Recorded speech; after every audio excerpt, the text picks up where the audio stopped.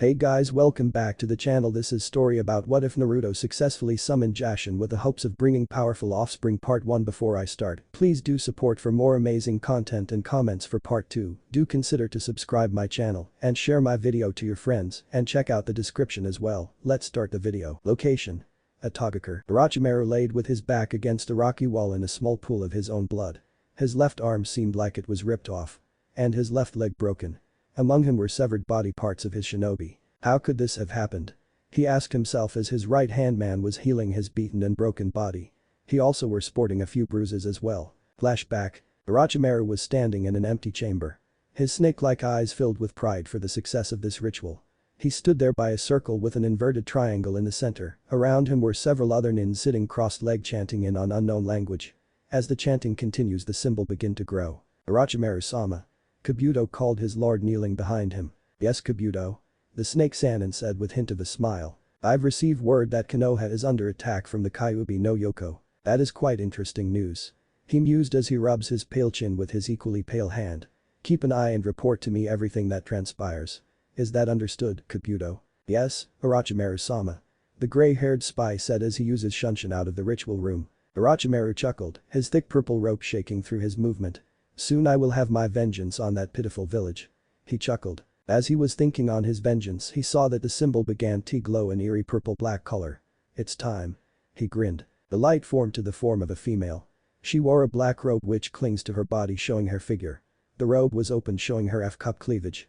She has black and silver hair and reaches to her hips and 2 shoulder lengths, framing her face. Her eyes were dark purple with red slit pupils and sclera being black. She wore no shoes and therefore being barefooted. A symbol on her forehead, the same circle with the inverted triangle colored red. What is this place? Her voice echoed in the chamber. The summons sat there in awe. Before them stood the goddess of blood and destruction.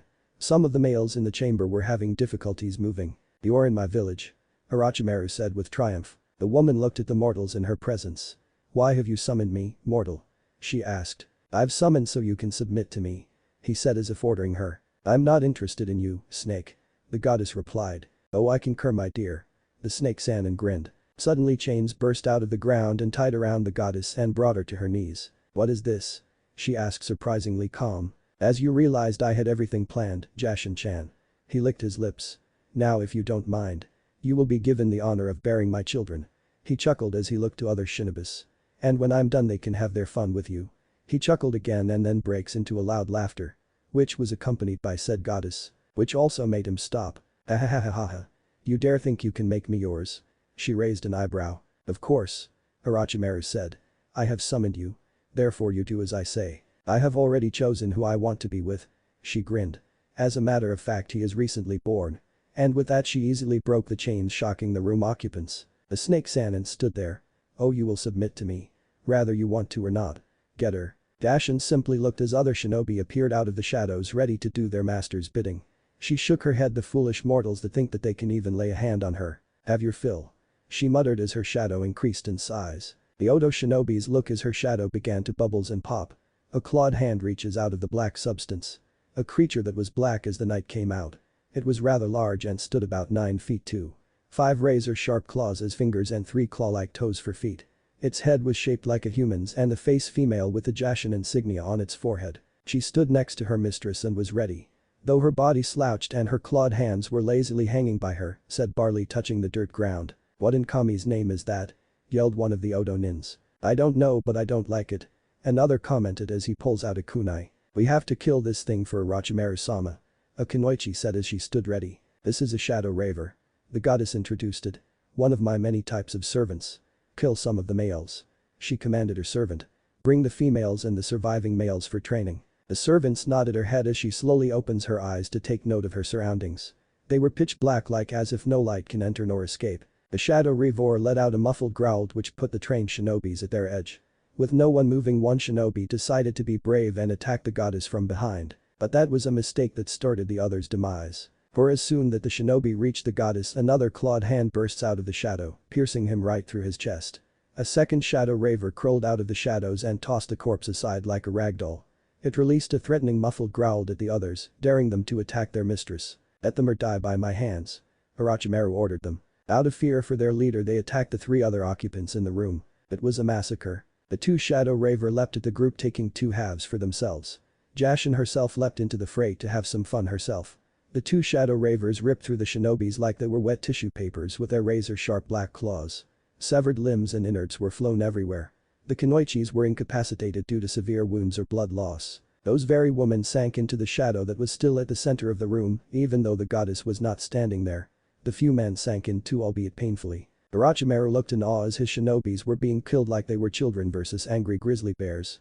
He was so awed that he nearly failed to realize the goddess in front of him. Nearly. Through the years of being a shinobi, his body moved on instinct as he avoided a dark blood-red blade where his head was.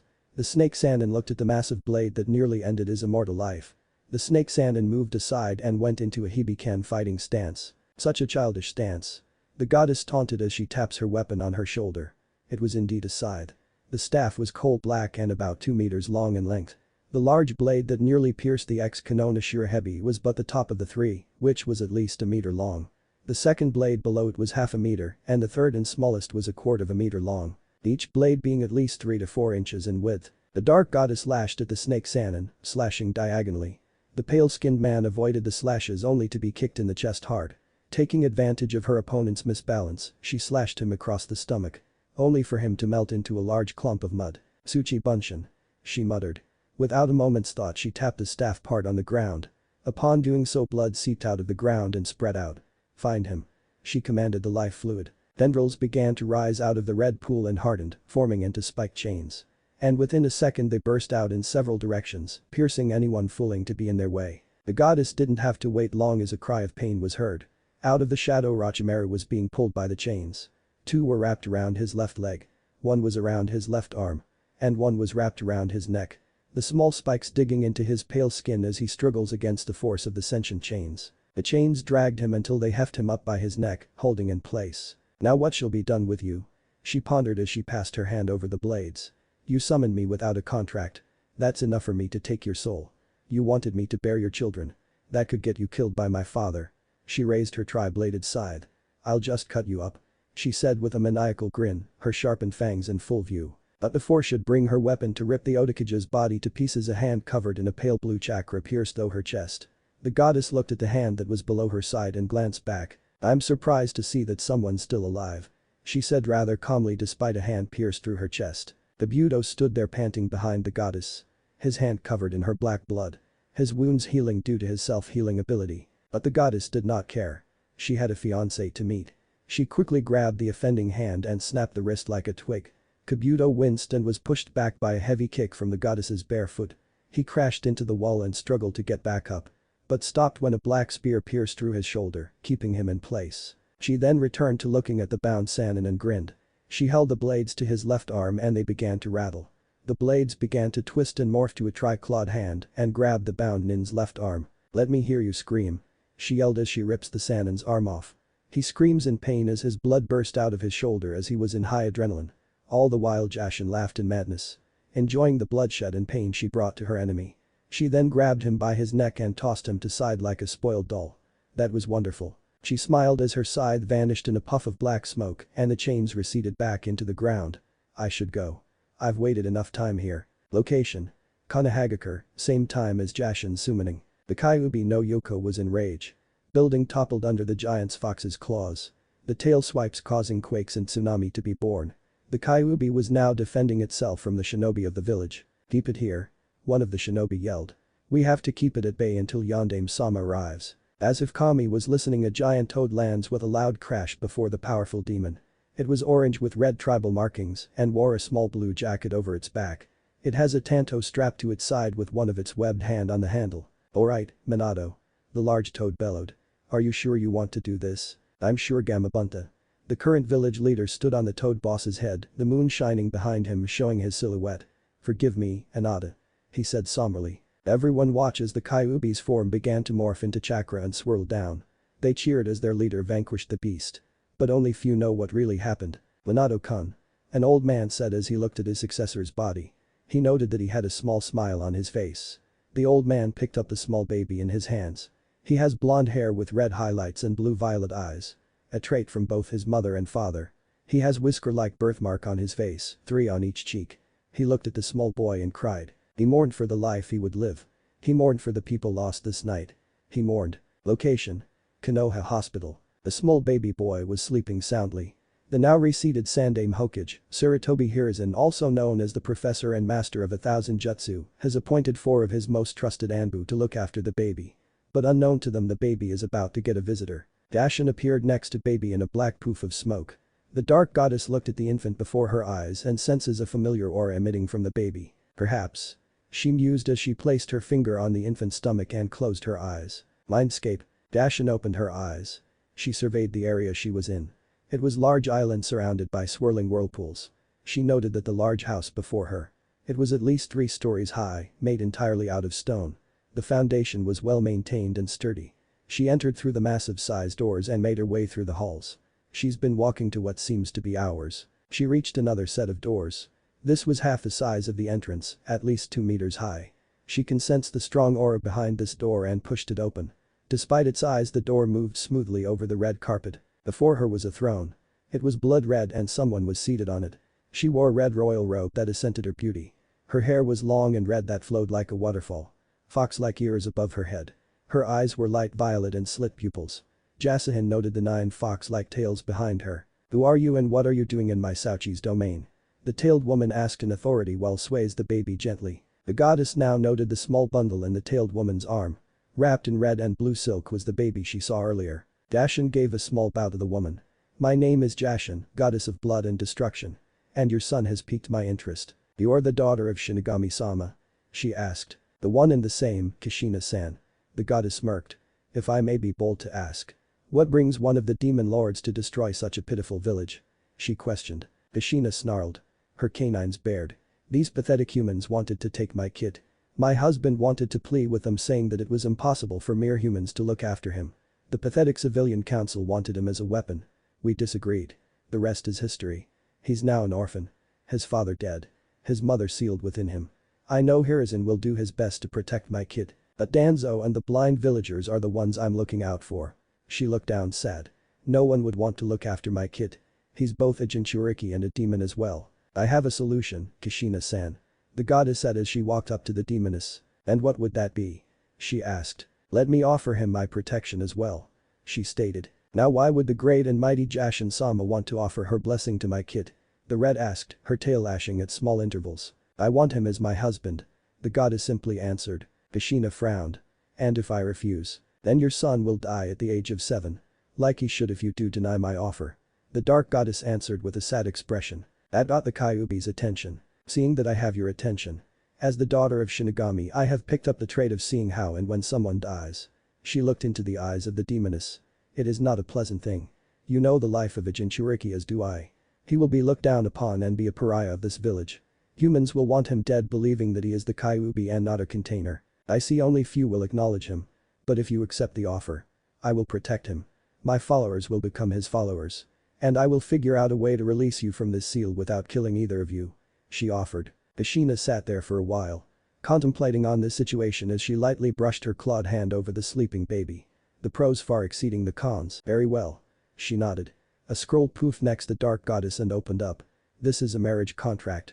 She stated. With that you're engaged to my son. But since he is the last of the Namikas and Uzumaki in Konoha, they will enact a CRA on him when he reaches the age of 16. Will you be able to share him with these other women rather they are human or not? As long as they love him truthfully. She said. Kushina nodded.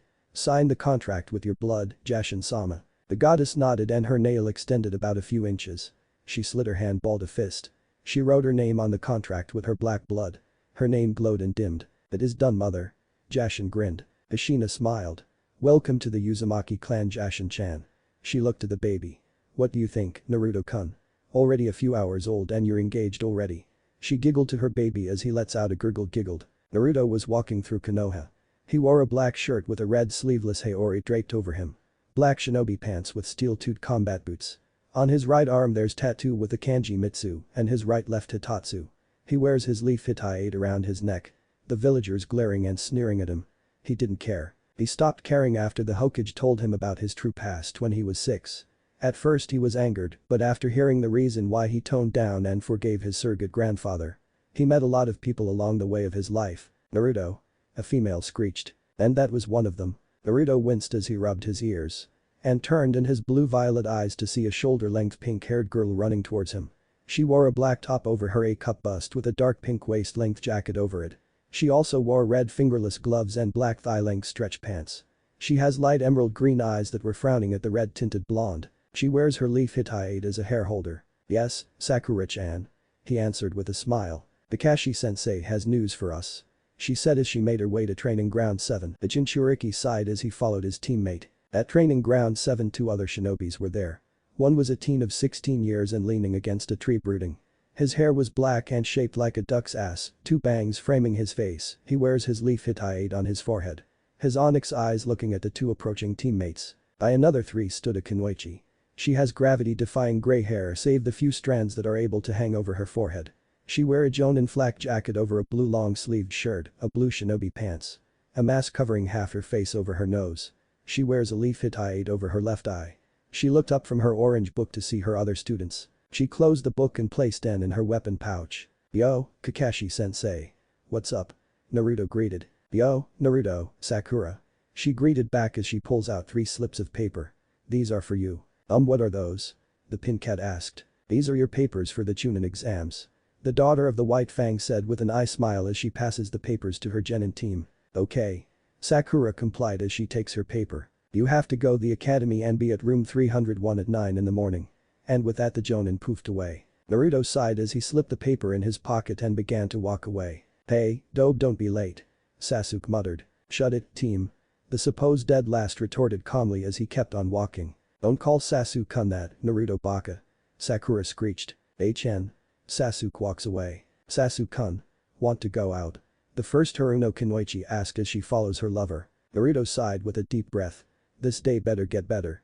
He hoped. "Let me go," a child's voice yelled. "Or not." He sighed as he made his way to the sound. When Naruto arrived he sees 2 teenagers. One was who is about 17 is dresses in a full loose black bodysuit with cat-like ears at the top. There appears to be some bandaged item on his back. He has purple-like markings on his face to make look intimidating and a Suna village Hittite sewn to the top of hoodie. He has deep brown eyes. Behind him stood a teenage girl with dusty blonde hair set in 4 separate pigtails about 18. She wears a black battle kimono that's slightly open showing a small portion of her mesh shirt and a red sash tied around her waist. She also a large rectangle black metal weapon strapped to her back via the sash. She wears her Suna Hittite over her forehead. He was holding up a boy about 13 years of age. He wears silver-like helmet with his ponytail sticking out of the opening. He has a medium-sized yellow shirt and gray knee-length shorts and a long blue scarf tied around his neck. He also wears blue shinobi sandals. There were also 2 other kids around the boy's age group. One has brown hair that was cut in a small bowl ear length. Onyx eyes and a running booger out of his right nostril that looks like it fall out at any moment but never will. He wears a gray shirt and dark brown pants. He also wears blue shinobi sandals. Next to him was a girl with dark orange hair set into puffy ponytails set in an upward V formation. Dark eyes and a permanent oval rose blush on her cheeks. She wears a dark pink shirt with an equal colored skirt. You can see the knee-length pink pants. She also wears blue shinobi sandals. "You just bumped into me and hurt my leg," the older boy yelled. "You really think I'll just let it slide?" He grinned. "Kankaro, just let him go," the dusty blonde demanded in an annoyed tone. "If she was here you wouldn't be doing this. That's why I have the chance to this," the now-known Kankaro answered. "You're an idiot to cause trouble in this place," Naruto said as he made himself known. He stood there with his hand in his pockets. "I would like for you to put Konohamaru down." "Aniki?" the 3 kids yelled in unison. "And who the hell are you?" the painted teen asked. "You didn't put my friend down yet," he said leaking out some kai. The older teen froze momentarily. That was enough for the smaller boy to get out of the Sunanin's grasps. "Thanks, Aniki." The Hokage's grandson smiled. "No problem." He smiled. "Now go. I'll handle this." The 3 ran away while Naruto stayed there with the 2 Sunanins. "You're messing with the wrong person," Kankaro threatened as he reached out to grab the bandage bundle on his back. "You're gonna use that, are you?" the older teen asked with a frown. "Shut it, Tamari." He asked for it, but he didn't even get to put his hand on the bundle. Because a red-bladed katana was millimeters away from his jugular. "I would suggest that you refrain from doing any unneeded actions," the red-tinted blonde said in a cold whisper. "He's fast," the Suna shinobi in Kunoichi thought. "And would the beautiful red head and restarted chicken ass come down?" Sasuke scowled for being fronted by the dope. But he looked back as a small dusk of sand appeared behind him. The sand vanished and in its place stood a shoulder-length red-haired 16-year-old teen. She wears a red robed shirt with baggy red pants. A gourd was strapped to her back, tied by a red belt. She wears her Suna Hittite around her neck. She has red kanji of love engraved on the left side of her forehead. She was looking at her unknown fellow Jinchuriki with her pale blue eyes. "Tenkaro," she muttered void of emotion. "You're an embarrassment to our village." "But, Gaara." Gaara's eyes momentarily flashed a star-like gold iris and reverted back to their pale blue. "Shut up. Or I'll kill you." "I'm sorry," he said submissively. Gaara appeared in front of our hero in a swirl of sands. The two were staring at each other, gauging the other with their calculative gaze. "You're interesting." Gaara mused. "You're cute." Naruto grinned as his weapon poofed away in red smoke. Gaara's eyes were slightly wider, but they reverted back to the narrowed position. "What is your name?" "Uzumaki Naruto." He bowed as he took her hand, surprising the three Suninins. "A pleasure to meet you." He kissed her knuckle gently. 3 different reactions from the 3 nins. Temari was shocked and slightly jealous. Kankaro fainted, not wanting to see the redhead slaughter the dumb red-tinted blonde. Gaara's face had a slight expression of shock and a small hue of pink on her pale cheeks. And was also wondering why her sand didn't stop him. But the near-sweet moment was ruined by the Konoha's last Uchiha. "Hey, dope. Don't infect her with your stupidity." Sasuke grinned as he tried to embarrass the red-tinted blonde. Naruto sighed as he gently released the hold on the reed. "Ignore my asshole of a teammate." He smiled lightly at the 2 kunoichis before him. "May I have your names?" "Tsubaku no Gaara. I'm the youngest of the 3. The redhead introduced herself as she motioned to the dusty blonde kunoichi. "Tsubaku no Temari. I'm the oldest." The Suna kunoichi introduced herself as she held her hand out to shake the shinobi's hand. Which in turn he gently takes it and gently kissed her knuckles. "Charmed."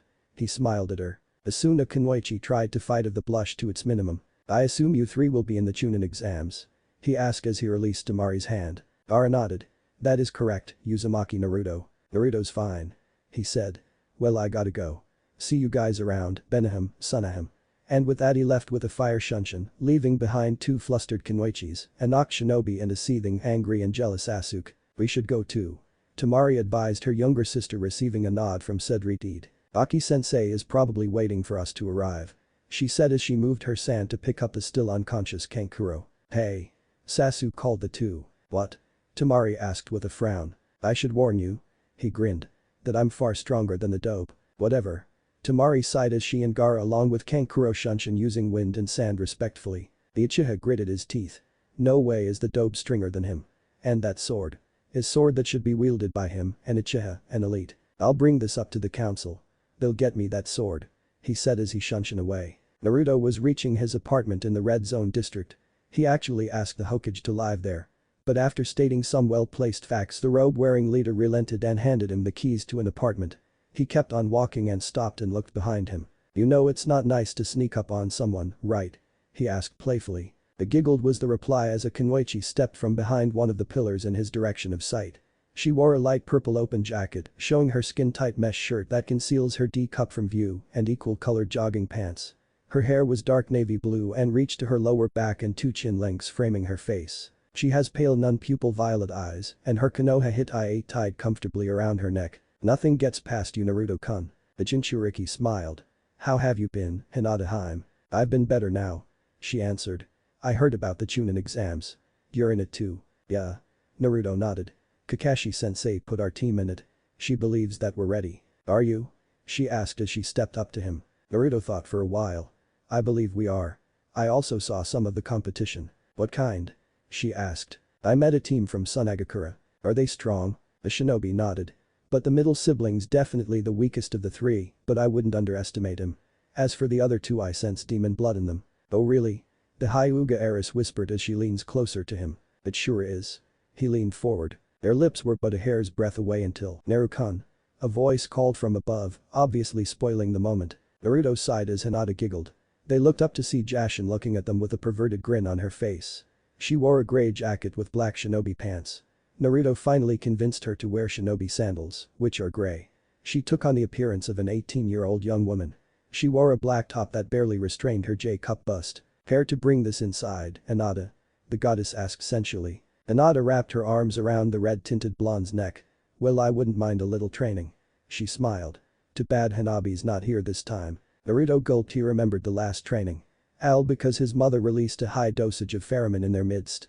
Since she knew of the Hyuga heiress's crush on her Sachi. But after 10 months of hiding from the Hyuga matriarch's wrath, Hiashi finally calmed down, somewhat. The Hyuga head was not only pleased for the fact that the Jinchuriki laid with both her daughters, but also the fact that her best friend caused it. So she enforced a marriage contract, much to girls' pleasure, the Hyuga elders' dismay, and Kushina's joy for looking forward to having a lot of grandkids. Naruto was so deep in his memories that he failed to realize being dragged into his apartment. If it weren't for the seals he placed in his apartment due to the demoness's instructions, civilians would not be able to sleep without wetting their beds. Naruto woke up with a stir. They were at it for hours until mid-morning. He noted the 3 weights on his chest. 3. Wait a minute. He thought as he opened his eyes and looked at the light brown hair. He gently moved his left arm, avoiding to wake the sleeping goddess, and gently passed his hand through the brown hair cascaded on his chest. Hanabi-chan. He whispered, feeling the older heiress shifted only snuggle more to his right. The younger heiress opened her violet nun-pupil eyes and looked to her fiancé. Narukoi. She mumbled as she looked into those blue-violet eyes of his. Morning. She said as she yawned cutely. The younger heiress raised a bit, showing that she was wearing one of his large black shirts and no bra. If the clear view of her C-cup wasn't enough. What time is it? Morning, my firecracker. He greeted back with a peck to her forehead and looked around to see what time it was. Once he sees the time, his eyes widened. Shit, fuck my life. As he sank his head back into his pillow. Fuck. Fuck. Fuck. Fuck. Fuck. Was the thought going through our hero's mind. After seeing what time it was, he rushed to take a shower. He moved so quickly even Jashin did not sense it. When she woke up he was just about to step out of the apartment. He got out a half hour later after a full makeout with his 3 fiancés. And little extra for Hanabi. He reached the academy and looked around for his teammates. Luckily he spotted them at the entrance. Hey, guys. He greeted them. You're late. The Haruno Kunoichi yelled. You're lucky we decided to wait for you, dope. Sasuke grunted. Last I check you need 3 people to enter the Chunin exams. The Jinchuriki pointed out, silencing the Uchiha. The group was walking up the stairs and noted a group of other genin teams in front of a double door that was guarded by a shinobi and a kunoichi. Both standing in the way. The shinobi had short spiked with dark gray eyes. He has a tape from his jawline to the bridge of his nose and wears a leaf hitai. An elbow-length gray sleeved shirt with short gray pants and shinobi sandals. He has 2 large kunai blades strapped to his back. The kunoichi has brown hair with a wide bang covering her left eye down to her chin. She has dark brown eyes and wears a leaf bandana over her forehead. She wore a dark navy short-sleeved shirt with long blue shinobi pants and dark blue sandals. She has a tanto strapped to her back and her arms crossed over her C-cup bust. Come on. Just let us through. A teenage girl that looks about 17 begged as she stood in front of the 2 guards. She wears a white Chinese shirt with the sleeves reaching just past her palms. Her brown hair tied in 2 panda buns and brown chocolate eyes. She wears her hitai over her forehead and dark red baggy pants with dark brown shinobi sandals. She also has a large metal-colored scroll strapped to her back. We're here for the Chunin exams. No dice, buns. The kunoichi grinned. We're just making sure that people like you don't get killed so early. Just let us past. The brunette pleaded as she attempted push through the guards. Only to be pushed back with enough force to bring her to the ground. Fortunately she was caught by her teammate. That was very unyouthful. A male voice claimed as he helped his teammate. He wears a green spandex one-piece clothing with orange leg warmers with his hitai worn around his waist like a belt. His eyes were rounded with black pupils and a bowl-cut hairstyle and large eyebrows. "Wanna do something about it?" the shinobi asked. "Well, if you put it that way," the bold-haired genin stated as he was about to attack the door guard, but a hand stopped him there. "That's enough, Lee." A calm female voice ordered. The spandex-clad shinobi looked to his next teammate. She wore a white button shirt and short brown pants. She braided brown hair reaches to her lower back with 2 bangs framing her face. She has non-pupil pale eyes indicating her relation to the Hyuga clan. She wears her hitai over her forehead. And dark blue shinobi sandals. "Niji-san." He looked as his teammate shook her head. "Drop the jinjutsu." An arrogant tone caught everyone's attention. The Kyuubi offspring was hoping that the older Uchiha sibling would have just come back to kill his teammate. But alas, "You idiot." The red-tinted blonde hissed as he jabbed his teammate on the ribs with his shoulder. That jinjutsu was set up to weed out the competition. HN. The Uchiha turned his head away, ignoring the throbbing in his side. "Then the more should see how the great the Uchihas are," he replied. Sasukun Sakura swooned over the black-haired teen. "Idiot." The Uzumaki muttered as he made his way to the stairs. "Let's go, Lee, 10-10. The Hyuga advised as she and her teammates go up the stairs following Team 7. As the 2 teams went up the stairs they are greeted by their Jonin sensei. Kakashi was talking with a carbon copy of Lee. only that he is older and wears a Jonin flak jacket over his spandex suit. Ah. It seems that both our teams have arrived at the same time, Kakashi. The man said with enthusiasm. She looked at the bowl-cut man. You said something, Guy. Ah. You and your hip answers. The man now known as Guy wailed, causing his team to sweat drop minus Lee. The older Jonin looked at Team 7. And you must be the current Team 7. I'm Mido Guy. Jonin sensei of Team Guy and Kanona's Green Beast. He flipped up his thumb as his teeth sparkled. Pleased to meet my rival's team. Team 7 looked at the Jonin strangely minus Naruto, who met him already. Well then Team Guy. It's time for you to show the rest of the Shinobis the power of youth. The green spandex wearing Jonin preached. Hi, Guy sensei. Lee shouted. And if I don't get to strike them with the youthfulness of our strength, I will run to Iwa and back on my pinky toes. And if I fail to that I will do jumping jacks from Suna and back with chakra weights. And I fail to, we get it? Cried an annoyed bun-haired girl as she swat Lee over his head. You're gonna have us do a bunch of weird training. As if the training we were doing wasn't strange enough. Ha ha ha ha ha ha ha. This is why I love my team. He shouted. Good luck. And with that he poofed away. Team Guy left and entered the large room. Kakashi sighed at her fellow Jonin's antics. Well guys and girl. All I can say is good luck. Look after each other's back. You're a team now and you have to work together. She leaned against the wall. Give 'em hell guys. She shunshin with the last sentence in the air. Let's get this over with. Sasuke said as he makes his way to the double door. Right, Sasuke-kun. Sakura agreed. Team 7 entered the waiting room and not to their surprise there were many shinobi in the room. Naruto can feel the kai ebbing from the other villagers, especially the two Iwa teams that was staring at him intently. The Jinchuriki grinned as he let his chakra pulse to scan the entire area. Interesting. He mused as he studied the competition. He looked ahead and sees the Suna team with a conscious Kankuro. The eldest sibling smiled and winked at him. He looked to the side and sees a genin team from Odo. 2 shinobis and 1 kunoichi. One was the tallest from the 3, about 17. He wore a large beige shirt with kanji's death, slaughter and blood printed on it with black combat boots. He has black hair that defies the laws of gravity and coal-colored eyes. His hit I-8 worn on his forehead with a musical knot engraved in it. Next to him was the shortest of the team, if you consider his slouching position, also 17. His whole head was bandaged save for his right light gray-colored eye. He wears a purple shirt with sleeves well over his hands and a poncho draped over his shoulder. He wears his hit I-8 on his forehead. Naruto noted how the kunoichi stood a few inches away from them. She has coal-colored eyes and knee-length black hair that's tied by a red bow at the end. She wears a green sleeveless shirt with a pale scarf around her neck. Gray commando-like pants and black combat boots. Her Odo hit I-8 worn over her forehead. She's at least a year older than him. Naruto picked up a scent better yet sense from the Odo nins and mentally scowl. Gonna have to keep some eyes on those two. He planned as he severed the room some more. He then sensed a type of chakra similar to his own 3 of them. There are 3 others like me and Gaara. I sense Chaume, Isenate and Matatabi. His mother added. He locked onto the closest one. She has caramel tanned skin and non-pupil orange eyes. She had mint green hair with an orange clip on the right. She wears a wide armored apron over a white top shirt with white shorts and mesh clothing beneath them. She also wears a hit I-8 with Antiple's arrow pointing down tied around her right bicep, indicating her allegiance to Tokigakure. Naruto noted that she keeps to herself away from her 2 other teammates. The next one he spotted is also a kunoichi, but she's from Kurigakure. Her skin is pale and has brown eyes. Her hair is dark green and reaches to her shoulders. Her hit I-8 was tied around her neck. She wears a blue shirt with short dark blue pants. Next to her was a teenage boy around 18 or so. He has blue hair that's short and ruffled and light brown eyes with rectangle framed glasses. He wore a yellow vertically stripped shirt and with a small jacket and headphones around his neck. He wore baggy blue pants and his Kurigakure hit I-8 was stitched to his right leg. On his back was strangely shaped sword with 2 handles wrapped in bandages. You can see the small shark teeth in his mouth due to them not being able to be concealing behind his lips. Next to him was a masked person.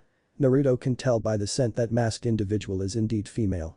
She wore a blue and brown kimono with slits on the side for leg movement. Dark brown hair with bun-shaped cloth and 2 bangs framing her face. He noted the holder pack on her thigh that was too thin for kunais. He looked to left and noted the kumo nins. All 3 was female. One had spiked red hair that reached to her middle back and looks about 16 and chocolate tanned skin. She wore the standard kumo attire. A white shirt under the black jacket with a mesh shirt under it. She wore dark gray shinobi pants and black shinobi sandals.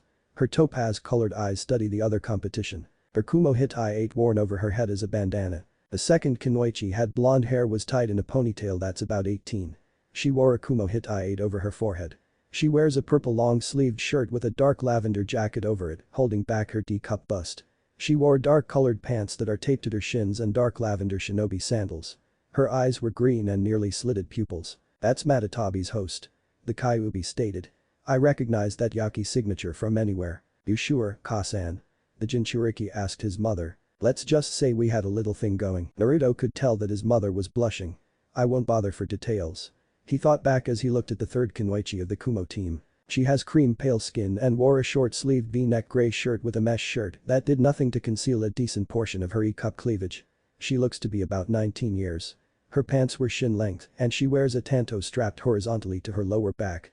She has pale blonde hair cut short to her neck with a chin-length frame. Her ice green eyes were also looking at the other Chunin to be. Naruto was studying the other genins when he felt a pair of eyes staring at him intently. He turned and met a pair of golden cat-like eyes, almost predatory. The young woman is about 15 and light-tanned skin and short black skiked hair with a single braid down to her left collarbone.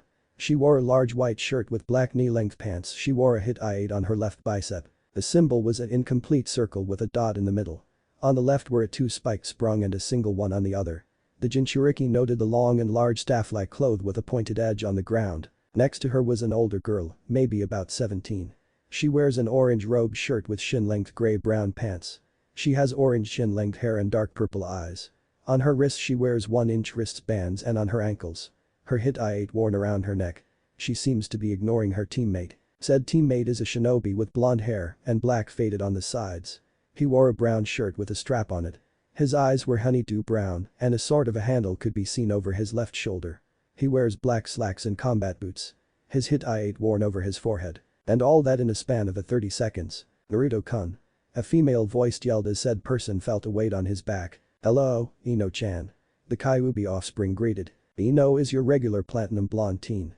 She has non-pupil sky blue eyes with a bang over the right one. Her ponytail reaches to her lower back.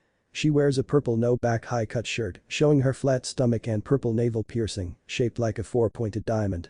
She wears thigh-length purple shorts, allowing her creamy legs to be viewed. She wears her hit I-8 around her waist. "Troublesome, you're here too." A lazy voice drawled. A lightly tanned teen about 16 years old walked to the small group with one hand in his pocket and the other scratching the back of his head. He wore a short-sleeved gray shirt with a small green jacket over it. Long gray pants and shinobi sandals colored dark blue. He has light brown eyes and his black hair tied in a short pineapple top. His hit I-8 worn around his right bicep. Next to him was a healthy-looking Kunoichi with two swirl-like markings on her cheeks. She has shoulder-length orange-brown hair tied in a spiked ponytail. She wears a white shirt with the kanji "eat" on it. With a long-sleeved jacket worn over it. Short brown pants and blue shinobi sandals and a bag of chips in her hand. "Hey, Shikamaru, Chaoji." The red-tinted blonde greeted them. "Hey Naruto." Chaoji greeted while Shikamaru sighed. "Yahoo! You guys are here too." A male teen shouted. He has short wild brown hair and slitted black eyes. A fang-like marking on each cheek marking his kinship to the Inizuka clan. He wears a large coat with fur collar and baggy pants with dark-colored ninja sandals. Next to him was a pony-sized dog with white fur and brown flopped ears. "It may seem so," a monotonous voice claimed. A teen clad in a gray shirt under a green long-coated hoodie. He wears oval with a scarf over his lower face and nose. He wears a gray pants with a satchel and dark blue shinobi sandals. "Greetings, Naruto-san." Naruto nodded at the near unidentifiable teen. "Hey Shino." "Naruto-kun." Hinata greeted her fiancé. "Hey, Hina-chan. I see that you made it in time." The Hyuga heiress nodded and smiled. "Hey Naruto." A female called as said person turned. It was the bun-haired girl. "Ah, Ten-chan. Glad you could make it, thanks to your youthful teammate." The green-clad shinobi said loudly with a sighing Niji holding the bridge of her nose. "Hello, Hinata-sama, Naruto-sama." She greeted politely. "Niji-chan, we've been through this." The Kyuubi offspring smiled. "Naruto is fine." "Hi." The Hyuga member replied. Naruto noted the small hint of shyness in her voice. "Alright." He smiled. "So you think that fawning over the dead last will get Sasuke-kun jealous, will ya?" The Haruno Kunoichi asked her rival. "Shut it forehead." Ino frowned at her ex-best friend. "And I wondered how the hell she became a Kunoichi." Kiba muttered with Hinata giggling at her teammate's antics. "That's not nice, Kiba-kun." Hinata lectured her teammate. "What?" The Inyazuka heir said with a raised eyebrow. "Even Yakumo-chan's better than her." He said. "I agree with that logic." Shino muttered stoically. "I just hope you don't piss her off in the future when she become your wife." Naruto joked. At least I'm the one engaged to both Eris and a goddess that kill you just a snap of her finger. Kiba grinned. Well, at least my mom didn't walk in on me and his lover doing the horizontal polka. Naruto grinned at his friend's red-faced expression, causing the Konoha 12 to laugh, minus Sakura and Sasuke. Hell, even Shino allowed a small chuckle to slip past his lips. I think you guys made enough noises as is. A male said as he made his presence known to the Konoha 12. He wears a dark blue rimmed glasses over coal-colored eyes. He has white hair tied in a low ponytail with his hit eye over his forehead. He wears a white shirt under a purple sleeveless shirt and a purple long pants with shinobi sandals worn on his feet. Who are you? Sasuke asked arrogantly. Ikushi Kabuto. The young man introduced himself. I must say that you've gained the attention of the entire room. He said as he motioned with his hand to the other occupants. Is that right? Naruto with a feral grin on his face looking as the other occupants glaring and leaking some kai at the Konoha group. A newborn S-Revor can deal better killing intent than these piffles. Jashin commented to her fiancé's mind. The handful of seasoned veterans with wet spots and brown stains are proof of that. So, Yakushi-san. Any tips you can give us? Naruto asked. Well, I have been through the Chunin exams already quite a few times. The older genin answered. How much times? Ino asked, now standing next to her blonde crush. About 7 times. Kabuto said with an embarrassed scratch behind his head. Then you don't deserve to be a shinobi. Oh, the leaf. Sasuke grinned. Kabuto tried very hard not to kill the Uchiha here and kept a nervous smile. Yeah, I guess. He sighed. But during my times I've been able to gather data from some of the occupants in this room. He then took out a deck of cards. The back were blue with a purple oval in the center, while the front were blank. If I knew you were gonna bring some trading cards game, then a blank deck would be nothing against my tailed beast deck. Naruto grinned. Well, if I did my reptilian deck, we would have seen. Kabuto smiled. BFFT, please. My Cerberus degree would make you decks into dog chow. Kiba gloated. We're getting off topic here. The pink-haired genin screeched, prompting both Kiba and Naruto to wince. That girl's voice even reached in here. A raspy female voice shouted in disbelief. Anyway. Kabuto cleared his throat. These are my info cards. They hold information concerning whichever target I have and whoever you're interested in. He explained. Anyone, huh? Naruto muttered and thought for a while. Alright. Sabaku no Gaara. Rock Lee. Sasuke added. TCH. You already know their names. He sighed. That makes things easier. He pulled two blank cards and pumped some his chakra into them. While the spectacled genin was relaying the info of the 2 targets. The genin team from Jangirugakure was studying the team 7. While the black-haired girl was studying the red-tinted blonde. Be strong. She mused, catching her 2 teammates' attention. What do you mean, Mikoto? The orange-haired Kunoichi asked. Definitely strong. She added. Well, the Uchihas are said to be the strongest. Almost on par to the Hyugas, the blonde teammate commented. I'm talking about the red-tinted blonde Tate. Mikoto said calmly. The FT. Tate snorted. Him? Oh, please. He looks like the dope to me. He laughed. I bet he failed his exams twice and got some special assignment to pass to be genin. Probably kissed ass of every teacher in his academy. It would be wise not to judge by appearance. The orange-haired Kunoichi suggested. Come on, Mai-chan. Tate sighed. Even Mikoto's stronger than him. He smiled. So about that date. Before Mai could say anything to her male teammate, the Odo team rushed to Kabuto. But they were intercepted by Tenten, Lee and Naruto. Tenten holding 2 serrated kunai to the black-haired genin. Lee holding the bandaged one in an arm lock. And Naruto with his red blade cancelling the Kunoichi scythe. This blade is under a Jinjutsu. The Jinchuriki thought. Suddenly a puff of smoke erupted at the end of the classroom. When in dissipated, a group of jonin were there with a tall man reaching about 6 feet 2 at the front. He wears a blue shirt under a black leather long-sleeved trench coat and black pants with steel-toed combat boots. He wears black bandana over his head and his face had a few scars. He has dark coal eyes and they were narrowed at the group before him. Okay, you maggots, listen up. He shouted. My name is Marino Ibiki and I will be the proctor for your first exam. And this will be your first and last warning to the sound team. A fuck up like that again and we'll personally kick your asses out. Is that understood? Yes, sir. They nodded. Good. He looked as they genins disarmed themselves. Now you will be assigned to your seats. Welcome to my playground, a female voice announced. Training ground number 44. Akka, the Forest of Death. She wore a full-body mesh suit that stopped above her knees and a tan trench coat over it with pale brown miniskirt. Her purple hair was tied in a pineapple fashion and a predatory glint in her non-pupil brown eyes. My name is Mitarashi Anko and I will be the proctor for this exam. This will be interesting. Naruto grinned. Alright kids, these are the rules. The jonin said as she pulled out 2 scrolls. One was black and a brown wide band around it with the kanji earth etched into it. The second scroll was white with a wide blue band around it with kanji heaven on it. If you're not blind then you can see that these are the heaven and earth scrolls. You'll need these to get past the second part of this exam. And as I've said before, this group will be cut in half. 27 teams. That's 81 genins. She looked at the genins. This will be a 5-day survival test. Each team get a heaven or an earth scroll. Meaning you have to fight another team to get the opposite. I'll be calling each team forward to that private tent and get your scrolls. Once the timer starts you'll be getting yourselves in a hell of place. She then pulls out a large stack of pamphlets. These papers will be signed by you kids in case you die we don't get blamed. What if we don't sign these papers? A genin from Taki asked. Then you and your team get disqualified. She grinned. Alright kiddies, get to your posts. What about food?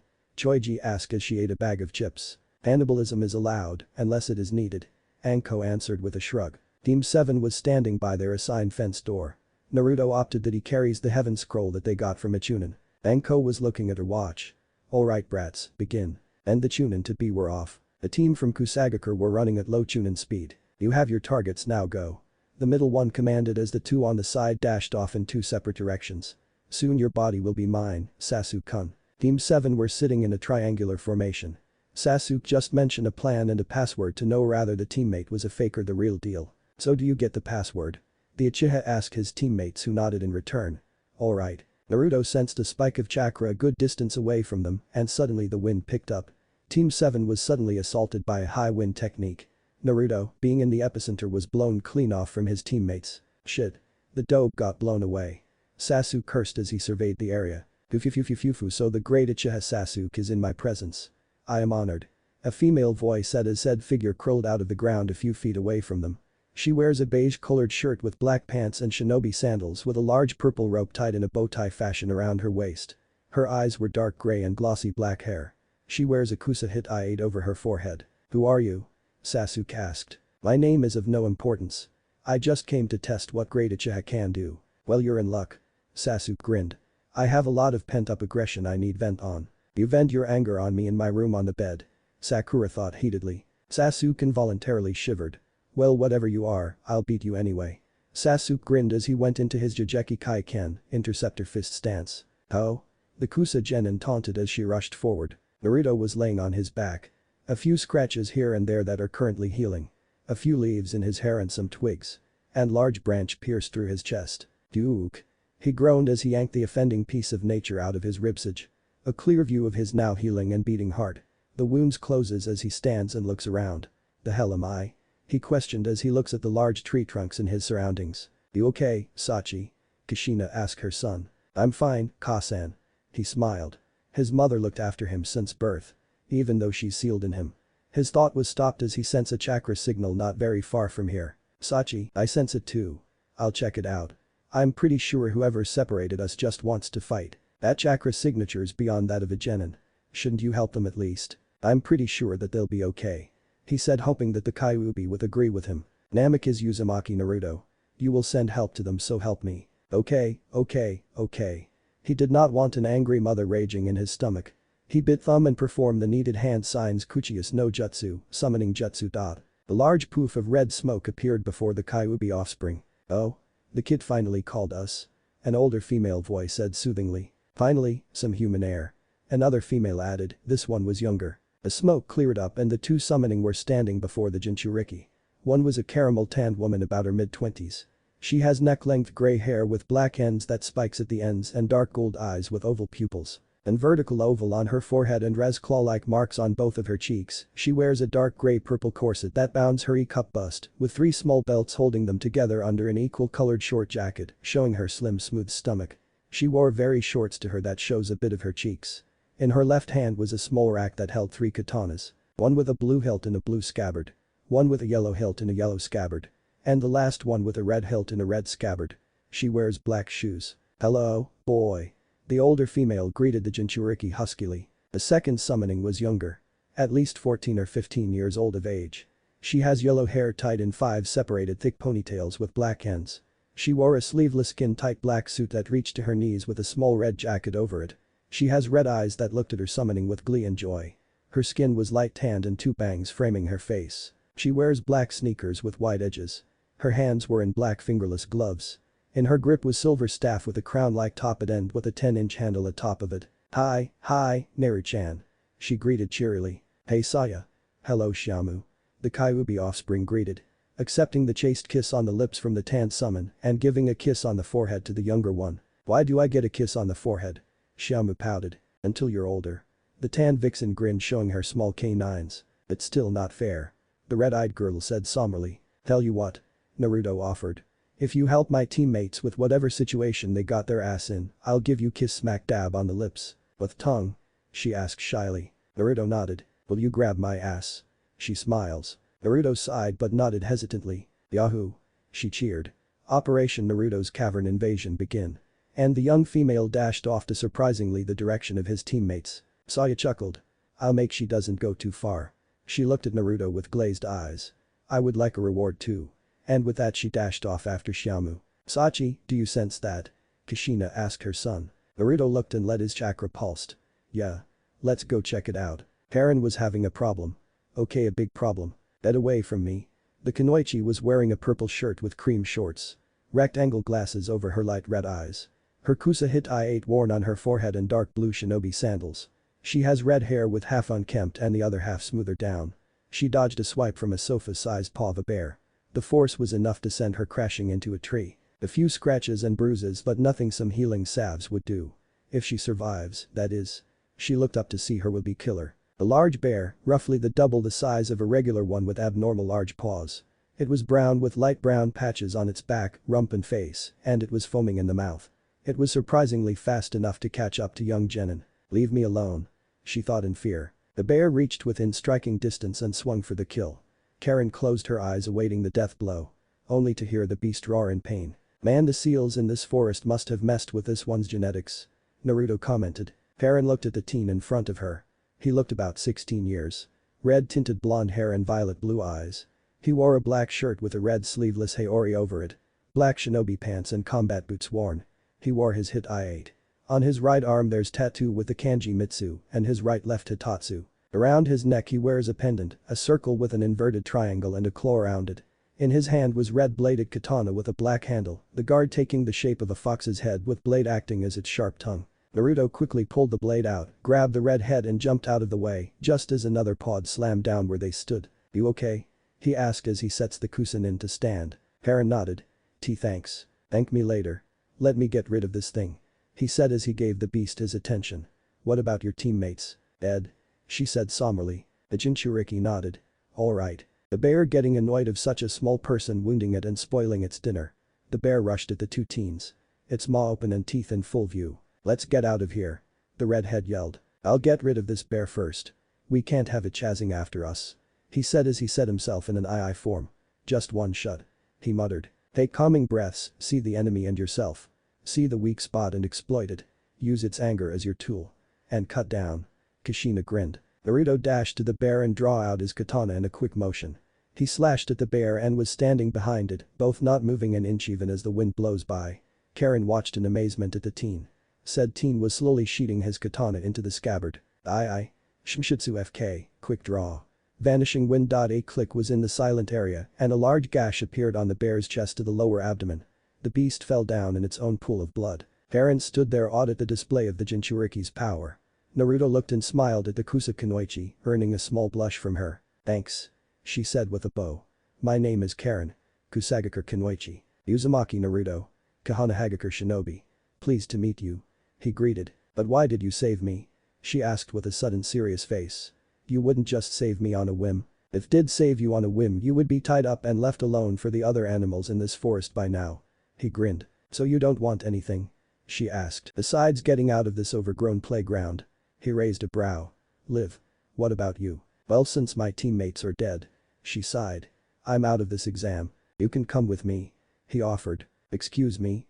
She placed her hands on her hips and frowned. You can come with me. He repeated. The animals here won't think twice to eat a person. So you'll come with me. I'll keep you safe from. But before he can finish his sentence the bear suddenly shot at him but stopped at mid-swing, the claw inches away from his face. He looked with a surprised expression.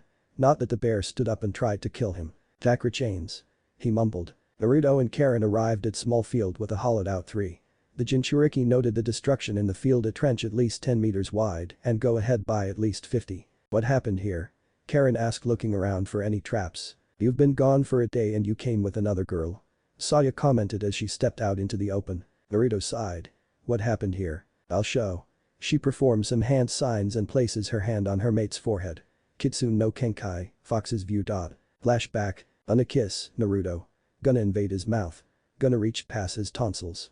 Xiaomu chanted. Saya sighed at the younger Kitsune's rambling. Xiaomu.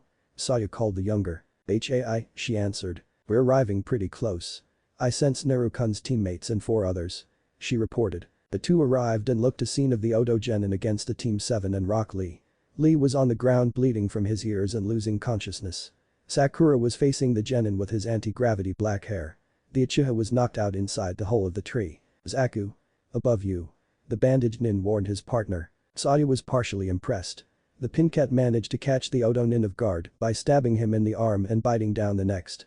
But ended as the Kunoichi grabbed her hair, pulled her back and kicked her away. Saya sighed. If only she didn't waste time caring for her hair. The Kunoichi pulled out several senbon needles. Any last words? You're not getting, Sasu-kun.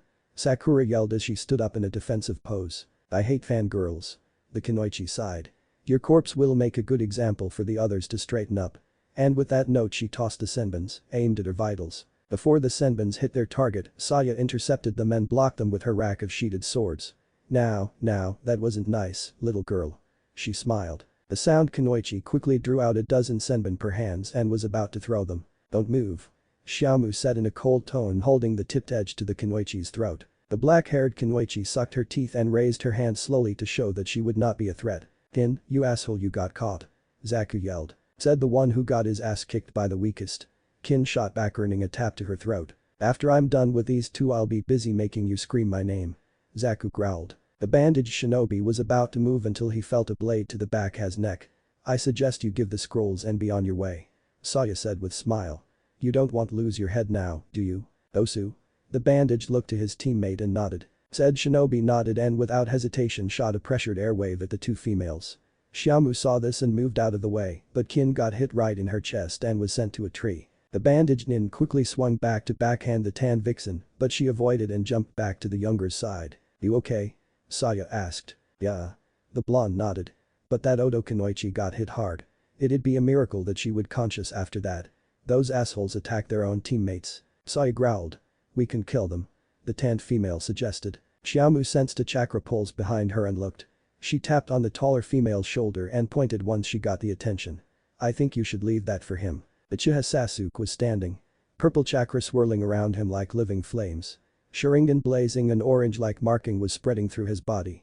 The markings stopped spreading and dimmed down, showing black flame patterns on his left face, arm and legs to his shin. So this is what he meant by power. The avenging Uchiha asked no one in particular as he looked around. He spotted the Odo Genin, Rock Lee's unconscious body and a bruised Sakura. Sakura, who did this to you? Sakura looked at her crush. That would be me. Zaku gloated. Idiot. Stepping into his own grave. Saya, Xiaomu and Dosu thought at the same time. Is that so? The Uchiha asked with an amused grin. Damn straight. Dai Zankyuha. Grand decapitating sound wave. He sends out a massive wave of pressured air and chakra. The attack went on for a full 10 seconds until it receded and the sound Genin looked to his work. That was surprisingly cool. Saya admit while holding both Rock Lee and the now knocked Sakura. Meh. Xiaomu said as she reappeared next to the older vixen with an unconscious Kin in her arms. Hehehehehehehehehe. Sasuke laughed hysterically. So this is power. With this I can finally kill that bitch. Ha ha ha. Let me go, you sick fuck. Zaku yelled as he was struggling against the Uchiha hold. His arms were bent back and being pulled as a foot was on his back. I almost forgot about you, insect. He said with a maniacal gleam in his eyes. But think you're a bit too attached to these arms. Let me think.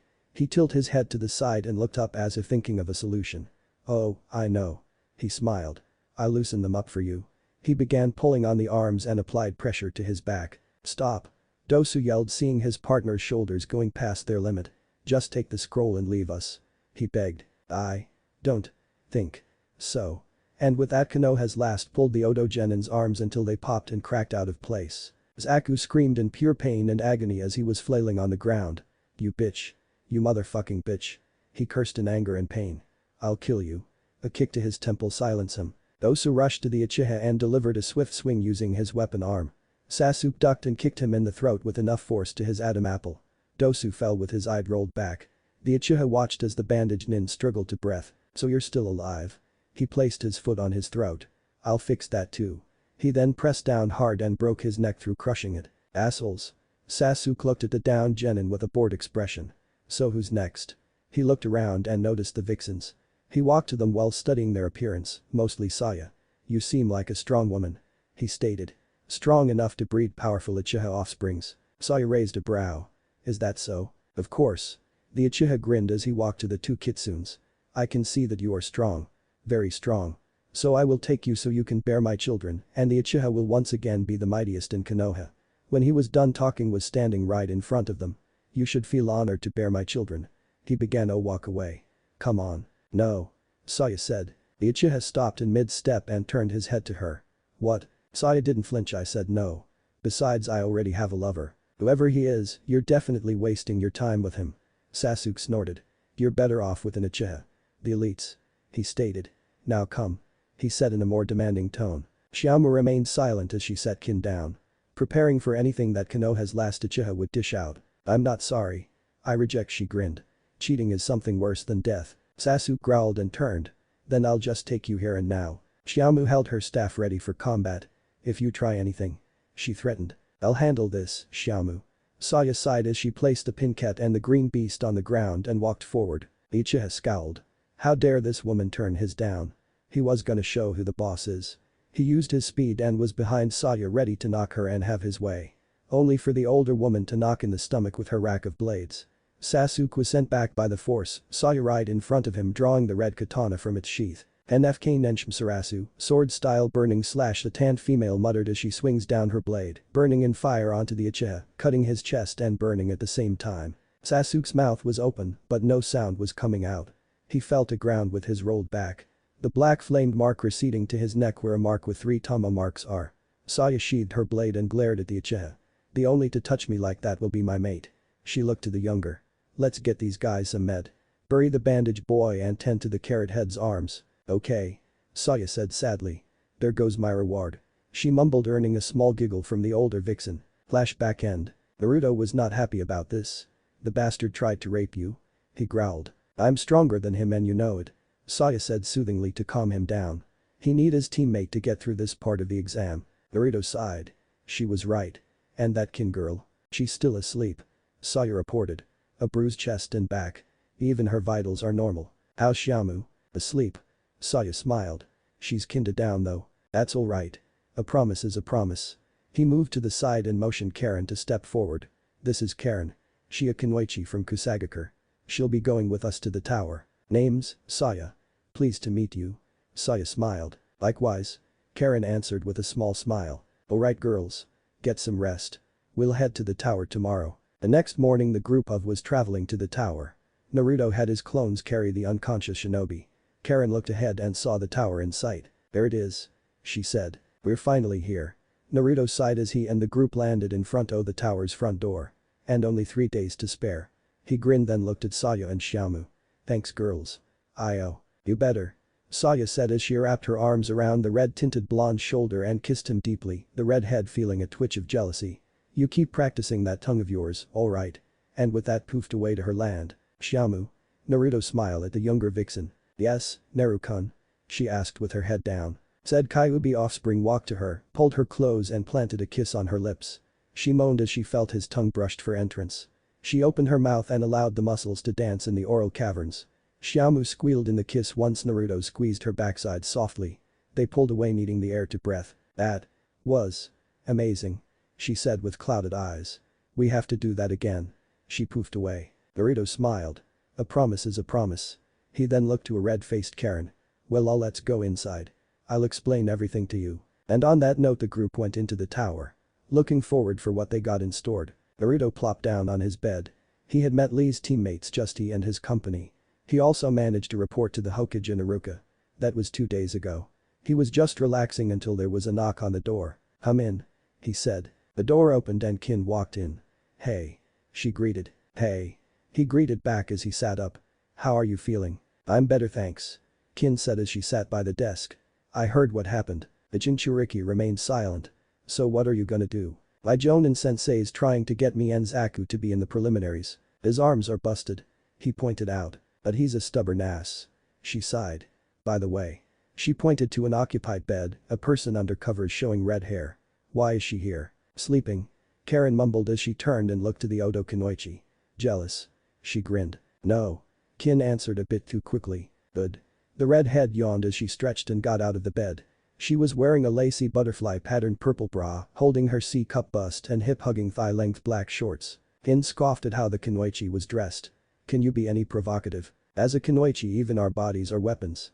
Karen said in a lectured tone. Kin rolled her eyes. Whatever. The seal appears in the room and Jashin raised from it. Naruto. Jashin smiled as she walked to her groom. Hey, Ja-chan.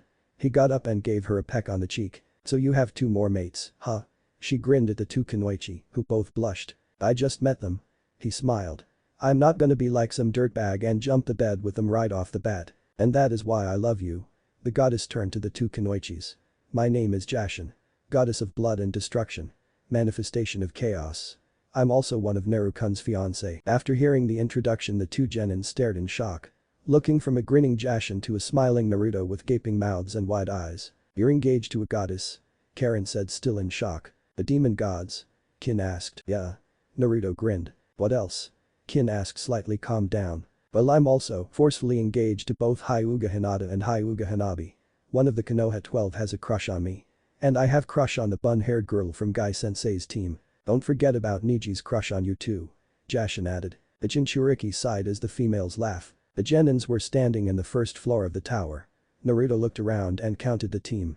Taki, 3, Kumo, 3, Kiri, 3, Suna, 3, Konoha, 15, Sum, Claw, 3, Odo, 2, Iwa, 3. 35 participants. That's one hell of job. The Tsum shinobi thought. Anko grinned at the survivors. The Takebetsu Jonin was actually surprised at the amount of survivors. Alright kids. Anko shouted, gaining their attention. It seems like we'll be having a preliminary match for you guys. Some of the genin were talking in protest, but another voice quickly silenced them. There's a reason for that. An aged male voice said. A large poof of smoke proofed before them and they were at least 5 people. The man in the center stepped forward. He wore a large cream robe with a pointed 4-corner hat on his head. One of the sides being red with the kanji fire on it.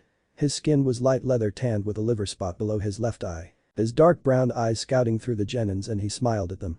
Greetings genin of various villages and welcome to Konohagakure. I am Saratobi Hiruzen, the Hokage of this village. He turned to one of the jonin that came with him and nodded to him. The young man about his late 20s stepped forward. He wore a bandana type hit-eye with his light brown eyes hanging at the sides and had bags under his brown eyes. He wears the regular jonin attire. Long-sleeved dark navy shirt with a jonin flak jacket over it and dark navy shinobi pants and dark blue shinobi sandals. Thank you, cough, Hokage-sama. The jonin said with a cough. My name is Chiko Hade. We will now, cough, have some eliminating match to shorten, cough, the list of occupants for the finals, coughs. Dottie covers his mouth as he gets in a coughing fit, then clears his throat. We will begin immediately. If anyone does not want to partake in this, you can leave now. Kabuto raised his hand. I'm afraid I can't go on. My team and I went through a lot. So to avoid further damage to my body, I'll concede from these matches. He spectacled genin explained with a I'm sorry expression. Heiei pulled out a list and nodded. Yakushi Kabuto. Said genin nodded. Alright, you can go. Kabuto nodded and glanced to the Kyuubi container. As he walked out of the room he grinned while fixing his glasses. Okay, now that the rest of who remains we will begin. Heiei turned to Anko and nodded. The snake mistress nodded and turned. Open it. Above the wall between the 2 stoned hands in ram hand signs a screen opened and start randomizing through words of the competitor. The names will be selected at random. The jonin explained. The matches will end unless either or both fighters cannot continue the fight, one is dead or I intervene once I clearly see who the winner is. And then the 2 names are selected. Uchiha Sasuke vs Akato Yoroi, same as canon. Winner Uchiha Sasuke. Hade announced. Alright Sasuke-kun. Sakura cheered. The Uchiha grunted as he fell back. Only to be held by one knee. I think falling in your condition would hurt more than you think. Kakashi commented while reading her favorite orange book. Let's take care of that seal, shan't we? Chen. With that the Konoha Scarecrow and the Avenger left via Shunshin. The next match was decided. Sabaku no Kankuro vs Tsurugi Misumi, same as canon. Winner Sabaku no Kankuro. Hade announced. I guess he's not as pathetic as I thought. Naruto grinned. Maybe I should give him some pointers. Sabaku no Tamari vs Tenten. AN. I enjoyed writing this one. I turned to Shine. Tamari grinned as she walked onto the open floor. So I'm against the Suna Kunoichi. Tenten said as she landed in front of her opponent. Let's finish this. Tamari announced as she pulled out her weapon from behind her. Tenten went onto a battle stance. Hajim. The proctor yelled as he jumped back. Tamari suddenly shifted her head to the side as something nicked her left cheek. The Suna Kunoichi looked at her opponent who had her arm stretched out. She whipped a small trickle of blood from her cheek, the wound healing slowly and completely. So that's why you're wearing those long sleeves. She then swung her fan making a small gust knocking away another object. Said object was sticking to the ground and she quickly inspected it with her eyes. It was a small black blade, about an inch wide and 3 inches long. The handle was 2.5 inches wide and shaped like an arrow's head. Tamari looked at the bun-haired Kunoichi. And smiled as she revealed the first moon in her fan. 3 moons. She said. When you see all 3 moons, you lose. Let's find out then. The bun-haired brunette challenged as she tossed a few dozen blades at the sandy blonde Kunoichi. Tamari simply grinned as she swung her fan once again. The blades scattered to the ground and a few flew back at Tenten. Tenten stepped away from the path and grabbed few of them before they passed her. She quickly turned and tossed them again. Tamari opened her fan to the second moon and used it as a shield. Tamari struggled against the onslaught and jumped to the side. Time to end this. She said as she readied her fan and swung hard. Fuetin. K's no comma, wind release. Wind sickle. The Suna Kunoichi swung her fan and a large gust of wind at the Konohinin. Tenten placed her large scroll in front of her, quickly formed some hand signs, and pumped some chakra into it. Ninpu. Sukamru Kabe, ninja art. Scroll wall. She held the scroll as it grew and expanded like a wall, blocking the dangerous wind technique. After the attack subsided the scroll returned to its original size and 2 scrolls poofed out of it and onto the bun-haired Kunoichi's hand. She gonna use that technique? Lee asked with shock clear in his voice. I believe she will. Niji nodded as she looked at her teammate preparing her move. Ninpu. Shisharyu, ninja art. Twin rising dragons. Tenten leaped into the air, the scrolls fluttering alongside her. She then engulfed in large smoke cloud. The first weapon that the Suna Kunoichi dodged was a 5-meter diameter iron ball with spikes. What the hell? The dirty blonde muttered as she watched the large wrecking ball of doom. She then looked up and see the airborne Konoha surrounded by a very large array of weapons of different forms and sizes. And they were raining right towards her. Shit. Tamari cursed as she opened her fan fully revealing the third and final moon. Fuetin. Luke's no came, wind release. Grand wind sickle. The attack was more devastating than the last one. The weapons were sent aside from their intended target and cutting wind hit right into the bun-haired Kunoichi, creating a twister in its wake. The girl was fighting the will to scream as the elemental blades were cutting into her body and ripping her clothes. Tamari seen that her opponent could probably die shot her fan and rushed to the now falling Genin and caught her before she could fall on her weapons. Holding the wounded Genin in a bridal manner she looked to the proctor. Call the match. Hayate nodded and announced Tamari the winner as some mednins came to tend to Tenten. That was very youthful. Lee cheered on the match. It really was a good fight. Naruto commented with a light smile. I should probably check on her. After your match you can check on her. Hinata suggested with a smile. Are you sure? The Jinchuriki asked. Of course I am. The LD Strera said. But on one condition. You will love her as much as you love Jashin-sama, Hanabi-chan and myself. Anything for my Heim. He smiled. Good. Aburam Shino vs Abum Zaku. Shino's turn, huh? Kiba looked at his teammate. Shino walked down silently with his hand in his pocket. Zaku was walking down with his arms in slings. Muttering on how he's going to get back at the Uchiha that messed up his arms. Are the 2 contestants ready? The Jonin asked receiving a silent nod a grunt in response. Hajim. It is best that you forfeit from this match. The Aburamair suggested with his non-emotional voice. It would be very unwise to face an opponent with such a handicap. Shut the fuck up and let's get this shit over already. The Odo shinobi growled as his left hand twitched. Very well then. Shino said. Zaku rushed to the living hive and tried to tackle him. The shade-wearing shinobi moved out of the way. Only for Zaku to stretch his left arm out and aim to use a Zankyuha, decapitating sound wave in his face. The force was enough to cause a small explosion, sending the Aburamair flying a few meters away. Many were shocked at the brutality, but so is the life of a ninja. Zaku grinned at his victory. Well that's that. I win. It would seem that you have mistaken. He heard a calm voice behind him. Zaku quickly turned only to receive a swift back fist to his face. The Odo-nin quickly regained himself as he tried to stand back up with his usable arm. He took a look to body and saw that he blew a good portion of the face off. Only to watch as the body began to decompose into a mass horde of thugs. Zaku says in disbelief. Bushy Bunshin, bug clone. The bug user explained. I made the switch before you pulled your left arm out. It is good to be prepared for the worst case scenario. Even I could have seen through that. Kin taunted at her teammate with a grin. She was confident in her ability and she did see through the switch. The life of shinobi is to deceive the enemy. Zaku was beyond angry now. You son of a bitch. He launched at the Abiram. Only to receive a knee to the gut causing him to keel over in pain. But the pain continued as he felt the sole of the shinobi sandals into his face. He was then stepped on his chest to be held down. Fuck, he groaned. His eyes widened at the sight of the colony marching towards him. You have 3 choices. The Abiram stated calmly. You either forfeit. Allow my Chikachu to feed on your chakra until you're near death. Or you face me in you crippled state. Or option 4. He quickly raised his right arm to fire another Zankyuha, decapitating sound wave at Shino, but suddenly felt something was wrong. What the hell? And without warning his arms were screwed up for the second time in his life. He screamed in pain as he flails his damaged arms. They were heavily bruised and gashed. The Chikachu were already feeding on him to replenish their hive's chakra source. Shino commanded his insects to return to him as the meds came to tend to the wounded shinobi. Winner of this match. Abiram Shino. Hayate announced. Isarabi vs Carry. So it's my turn now. The redhead Kunoichi mumbled as she took a sucker out of her pouch, unwrapped it and popped it in her mouth. And a Kiri Kunoichi on top of that. Be cool, Carry. The busty teammate said in a neutral tone. Not to mention I sense a Miyauki from her too. The Nyobi Jinchuriki added. So be careful. I'll do my best. She smiled as she leaped off the railing. Isarabi looked at the names. It's my turn to fight. She looked at the taller teen. You'll do fine, Isarabi-chan. The shark-teeth teen said. Thanks Aniki. Do your best. The masked Kunoichi said as she placed an encouraging hand on her teammate's shoulder. Isarabi smiled. Hi. She said as she walked down the stairs. Hayate looked at the 2 Kunoichi before him. Are you 2 ready? Isarabi nodded while Carrie moved her sucker to her other cheek and twirled the stick in her mouth. Begin. Isarabi quickly threw a few senbons, kunai and shuriken. Carrie caught by surprise but quickly drew her tanto, moved out of the way and blocked the ones that were within her area. You're not wasting any time. Carrie said with her topaz eyes frowning at the Kiri shinobi. If this was a war, what would have happened? The Kunoichi questioned. Carrie's answer was a dash with her tanto posed to slash. Isarabi quickly drew out a kunai and clashed the red-haired Kumo Kunoichi. Carrie attempted to kick the Kiri Kunoichi with her left leg but said Kunoichi jumped back and preformed some rapid hand signs.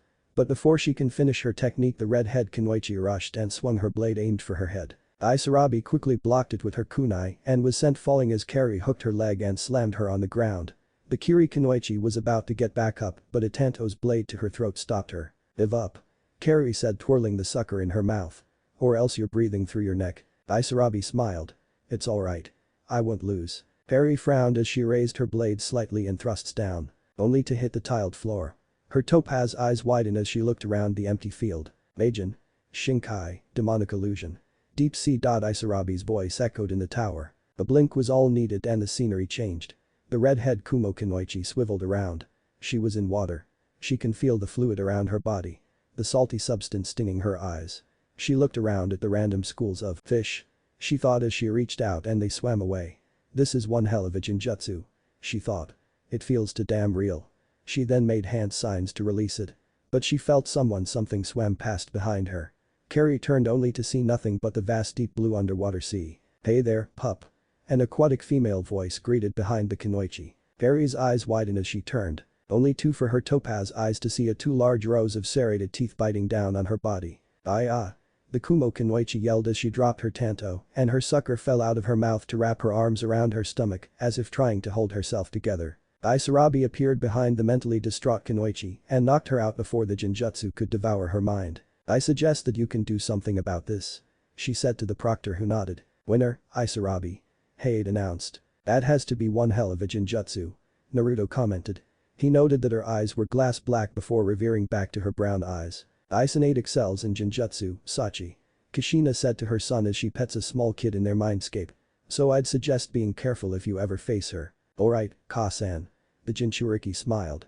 No matter how old he'll still be Kushina's kid. Hey, pup. That boy with the red-tinted blonde hair is looking at you. The female voice noted.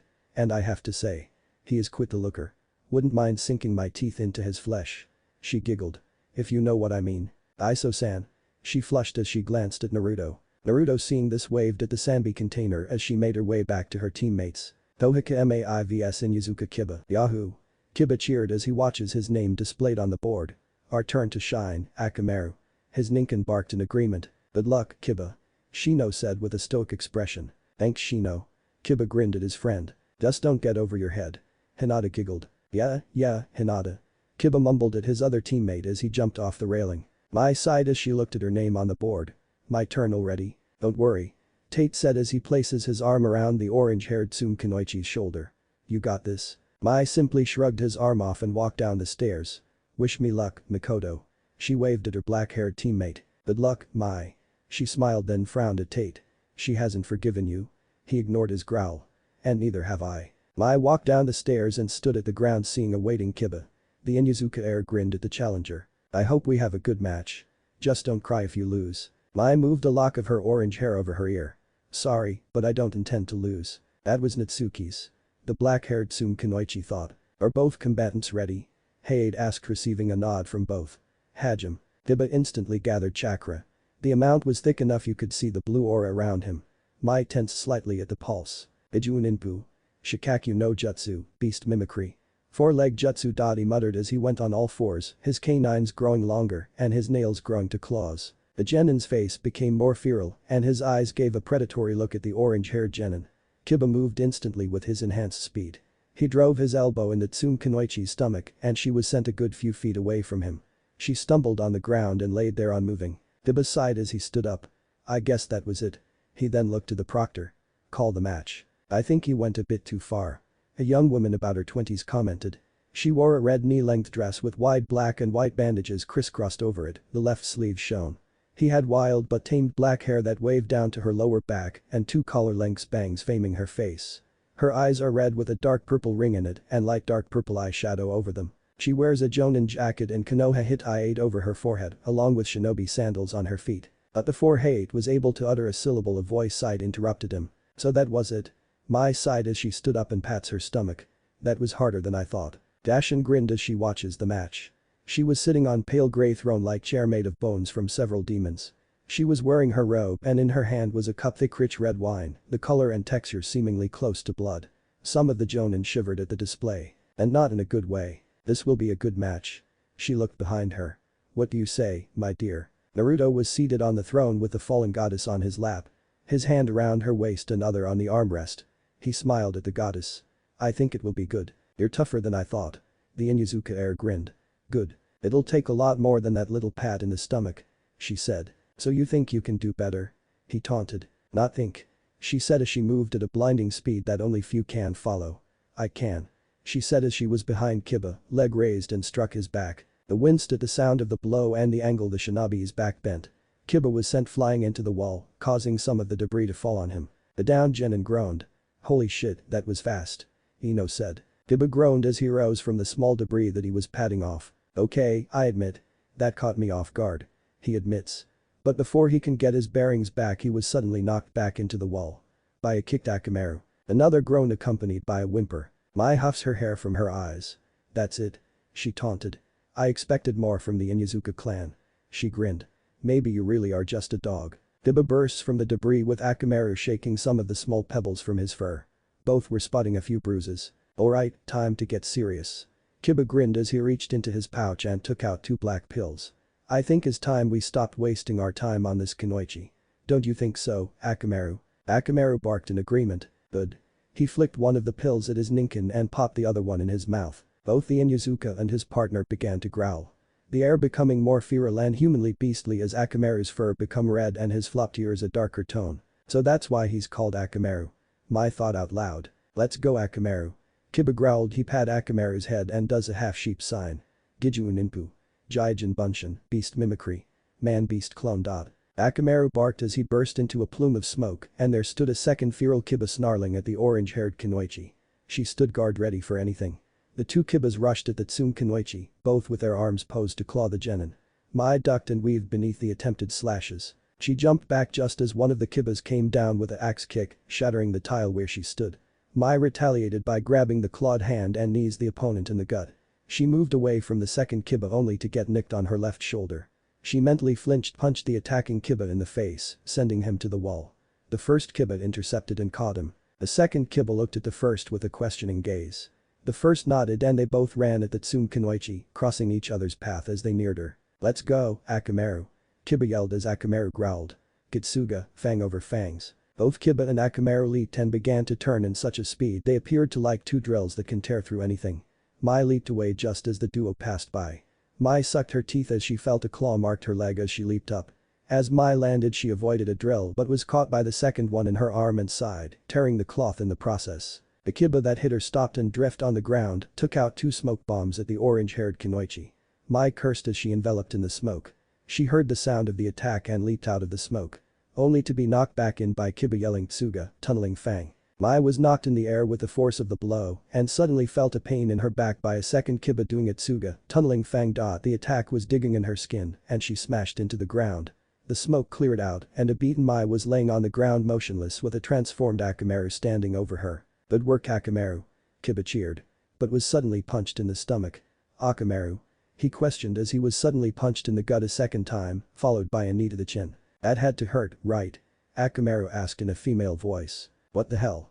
Kiba pondered as he stood and whipped his chin. Akamaru then was surrounded by a poof of smoke and Mai was standing in his place. The Tsume Kunoichi was panting. Her stomach bruised and her back was wounded, along with her robed shirt which was completely ruined, leaving her standing in her D-cup in wrappings and tattered pants. "Should I wasted too many chakra in those moves?" Kiba thought. "I think we should end this."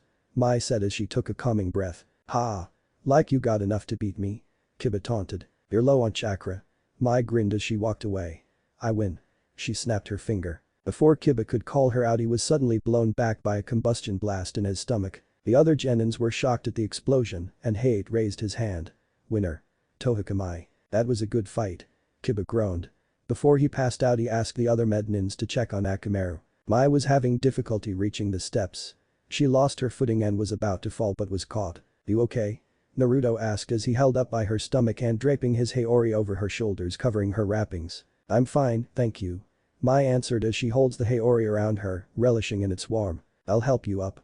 He offered as he guided her up the stairs. The duo reached up and Makoto walked to them. "I'll take it from here," she said as she looked at the red-tinted blonde. "Okay." The Kyuubi heir smiled at the gold-eyed Kunoichi. "Thanks again." Mai smiled as she was about to remove the haori. "Hold on to it," he said. "You actually look good with it," he said ignoring the glare from the Tsume shinobi. Wanagi Makoto vs Haruno Sakura. Sakura's eyes widened. "I'm next," she whispered. She nearly jumped out of her skin when she felt a hand on her shoulder. "Relax, Sakura," Naruto said encouragingly. "You'll be okay." Sakura was not surprised at this. Her teammate was always calm in certain situations. Thanks, Naruto-kun." She walked away before seeing a surprised expression and a small blush on the Jinchuriki's face. "Well, that was a good one." Kushina giggled. "Looks like she's starting to like you." Naruto nodded mentally. Makoto looked at her opponent with a bored look on her face.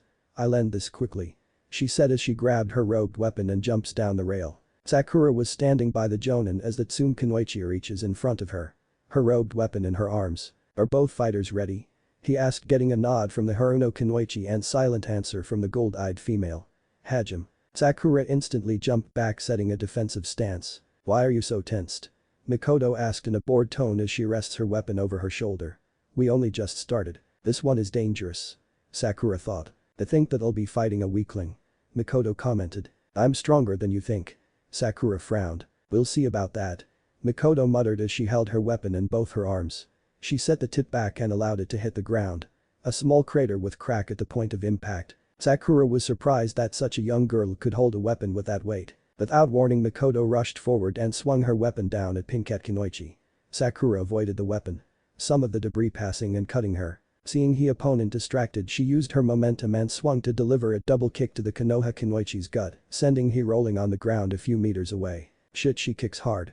Sakura muttered as she clutched her stomach. "I should finish this," Makoto said as she removed the wrapping of her clothed weapon. Everyone saw as the weapon was removed. What they saw astonished them. The blade was obsidian black with blood-red tints. The blade was at least 6 feet long and the handle a feet long. The blade curved at the end giving it a wide tip point. But their attention was suddenly directed to sound of a massive quake. They looked in shock at the cloth that was wrapped around the claymore. There was a sizable crater around the cloth. "Just how strong is she?" Karen asked as she stared in awe. "She's as strong as Tei in her second state," Kin thought. Makoto then swung her blade across the ground making a circle, then slamming the blade into the ground about 4 feet deep. Almost instantly black spikes rise at the pincat in an uprising manner. The pincat was avoiding the spikes getting a few nicks here and there. One spike pierced through her shin and Makoto was instantly behind her, claymore posed at her neck and several spiked inches away from her vitals. The pincat had enough room to just a breath. Give up. The sword wielder said in a cold tone. Her gold eyes had a slight glow making her more intimidating. The Haruno Kunoichi only nodded and raised her hand. I forfeit this match. She said. The spikes recede into the ground and Makoto removed the tip and held it over her shoulder with one arm. She went and grabbed her cloth and wrapped her blade in it. If you take being a Kunoichi seriously, maybe there is hope for you. She said as she makes her way to the second floor. Sakura nodded and made her way to the blonde teammate. You did okay, Sakura. Naruto commented. The pincat shook her head. I didn't put a scratch on her. She looked down shamefully. I really am insult to Kunoichis. Inside as she stepped to the pincat. Well at least you admitted that you were wasting your time. Then she smiled. If you want I can give you some pointers. You would? She asked surprised. Yeah. The black-haired genin scratched the back of her head and leaned to the pincat's ear. To be honest you blonde friend and Naruto-kun asked me too. She whispered. You should really think about the guy you're after. He might be a better choice. Although you might have to share him. She smiled at the pincat lightly blushed cheeks. Oh speak of the devil. She grinned as she looked at board. Uzumaki Naruto vs Yuichi Tate. Looks like Naruto-kun's up. Hinata said while she crossed her arms over her bust. This should be easy. The goddess said as she stood off her groom. Good luck, Naruto. Sakura said to her teammate. Naruto smiled. No problem, Sakura-chan. He said as he made his way to the ground. He heard when Kin was talking to the pincat teammate. I'll bring this up to the girls. He thought. I do admit to having a crush on her. My turn. Tate grinned as he leaped down the railing.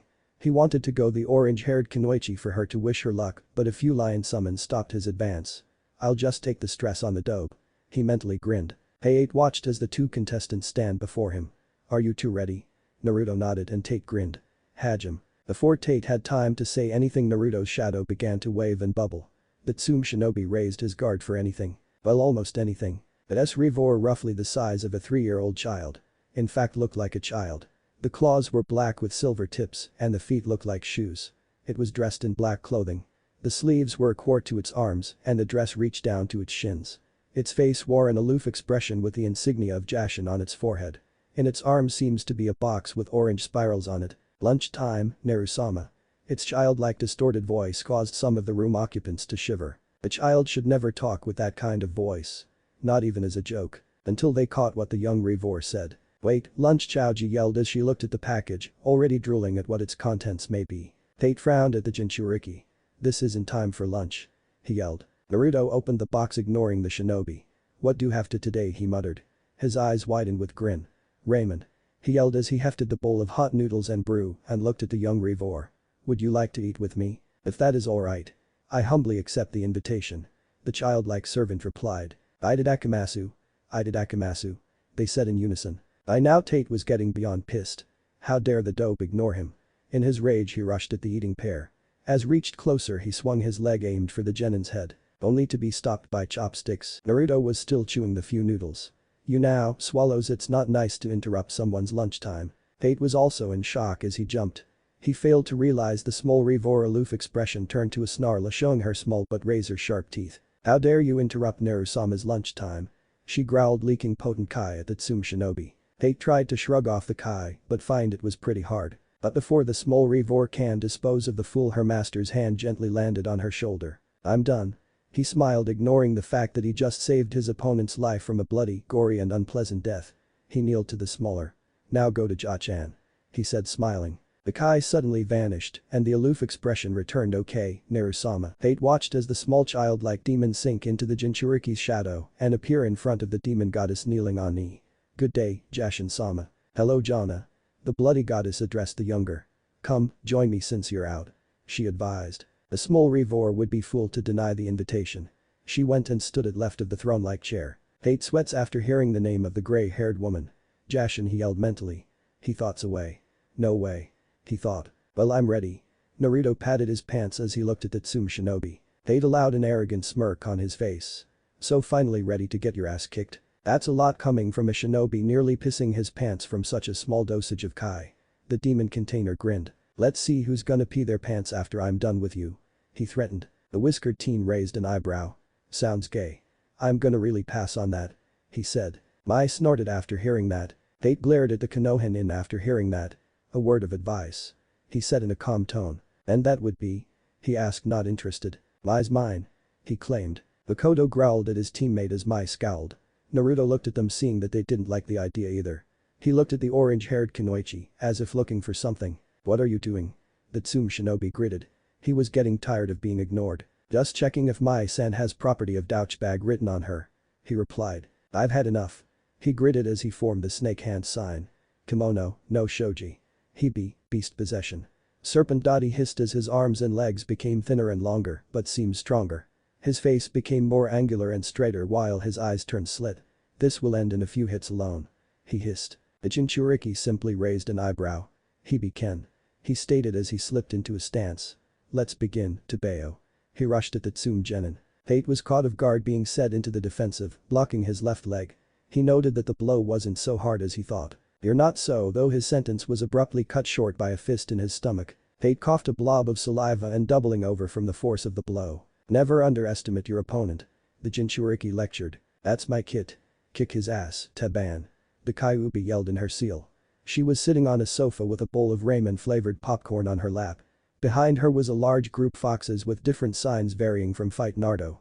To show that foxes are the best, Fate was furious. He was being handled by someone supposedly weaker than him. The Tsume shinobi launched at the Jinchuriki his hands with faint purple glow that nearly went unnoticed by his opponent. Tate struck like viper with hands out like a blade ready to stab. The blonde Uzumaki nimbly dodged but felt a small stinging feeling on his left cheek. The feeling made him jump back to a safe distance, but Tate was hot on his heels as he swings for a high kick to his head, with his feet glowing a faint purple glow.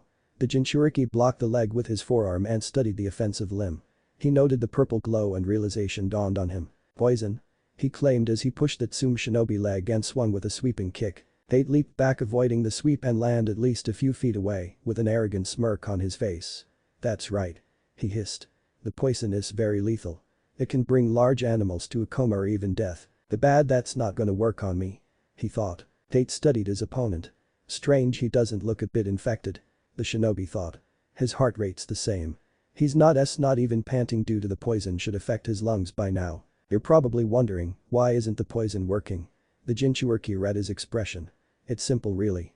He remained silent for a while. He grinned, showing his small canines. Poison can't do shit to me. Even Manda-sen's poison could just give a stomachache for about a few minutes, and even then it's not enough to hold me back. Though the last part. No one has such high resistance to my poison. The Tsume gritted. It's mixed with a multitude of venom from different poison species in the elemental nation. Well, I'm standing right here. And as you and many other can see, I'm completely fine. Although I am feeling hungry again. His stomach growled in agreement. Maybe some frog legs would do good. He looked at the shinobi. They probably taste like chicken. Tate was even more pissed. I'm finishing you right now. He shouted as he concentrated all the poison in his hand. This will finish you. He launched at the Konoha genin with the intent to kill. Tate, seeing that the Tsume shinobi lost his cool, was going in for the kill, was about to intervene, but Naruto moved before the proctor can do anything. In a flash of a blade, the Jinchuriki was standing behind the Tsume with sword drawn. He twirled it and slowly sheaths the sword. Aye. Hanakiri, quick draw.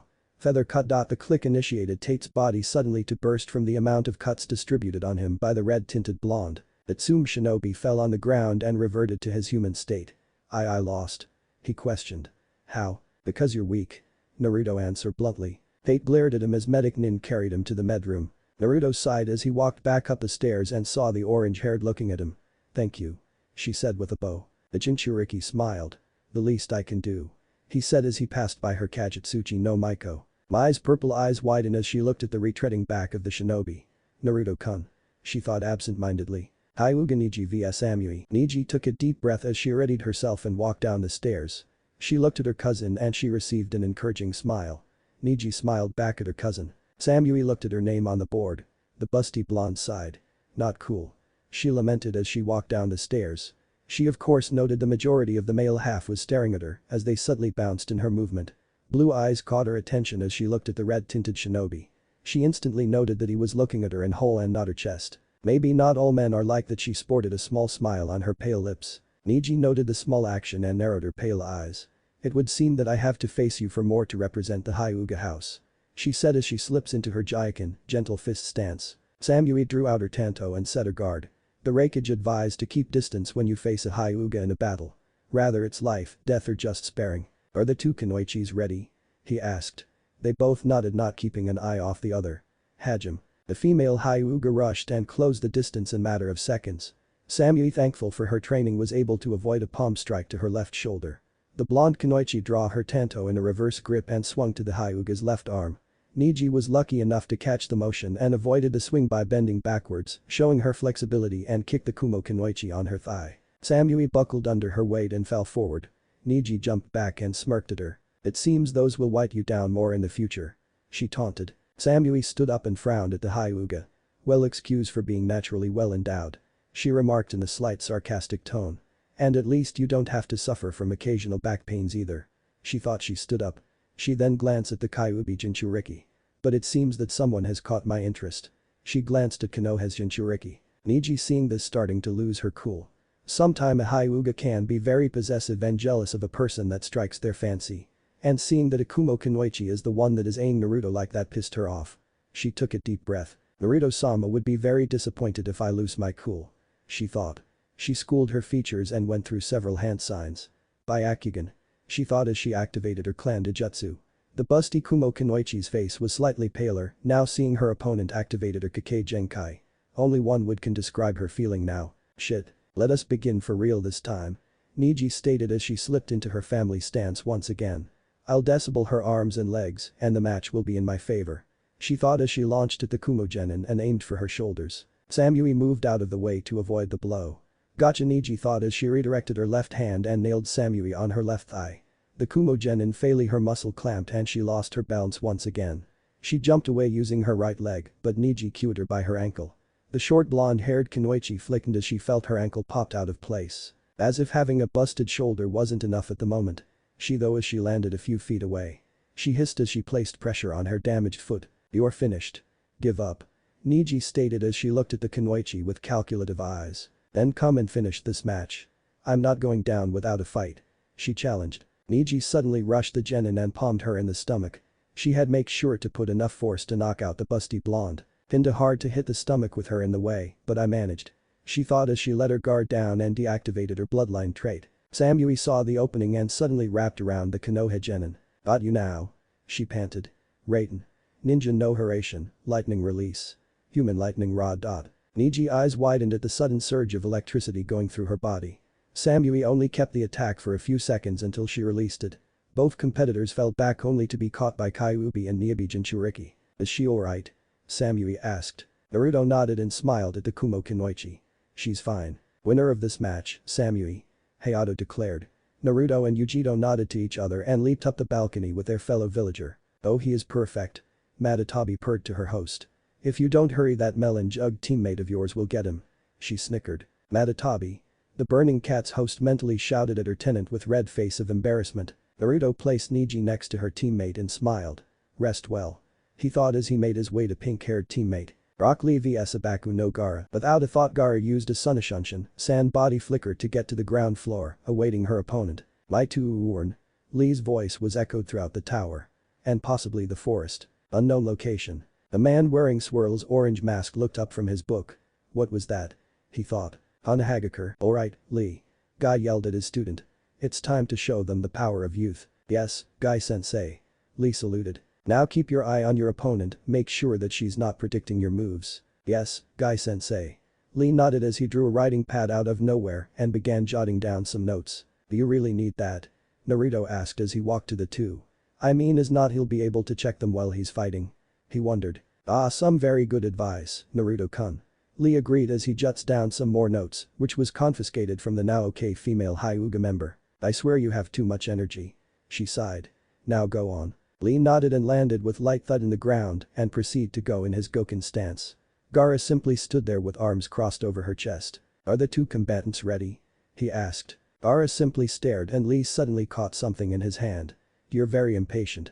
He commented respectfully as he crushed a cork of sand. Ashade Michibi Jinchuriki stood there with her gourd open and sand flowing out of it.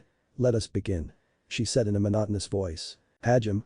Hey, cried as he leaped back knowing this will a big match. Lee rushed at the Suna Genin with low Chunin speed and lashed out. Konoha Senpyu, Leaf Whirlwind he swung his left for a devastating kick. Gaara simply glanced at the incoming limb and a wall sand blocked the kick with thud.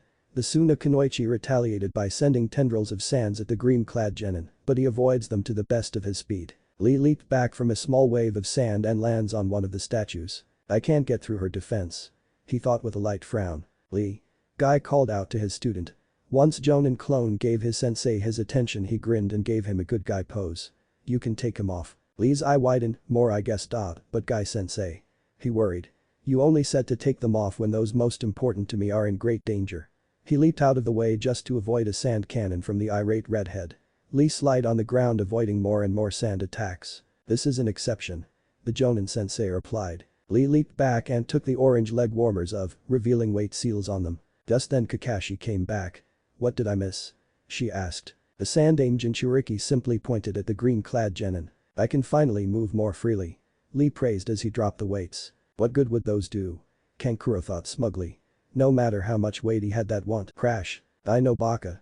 The daughter of the White Fang thought with a sigh. What the hell was that? Tamari though as she surveyed the dust explosions. That has to be close to a ton. She was now worried for her sister. Ara stared at the dust smoke intently.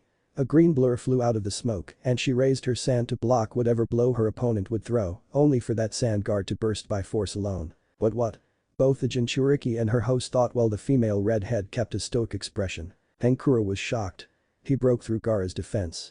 He looked at the scene before as his younger sister was trying to trap the green blur that is actually hitting through the defense and nearly striking her. Gaara was trying to keep an eye on green-clad Genin, only to barely miss the blocks and dodges. She heard a sound behind her she quickly maneuvered the sand to trap her prey, only to get nothing. Right here.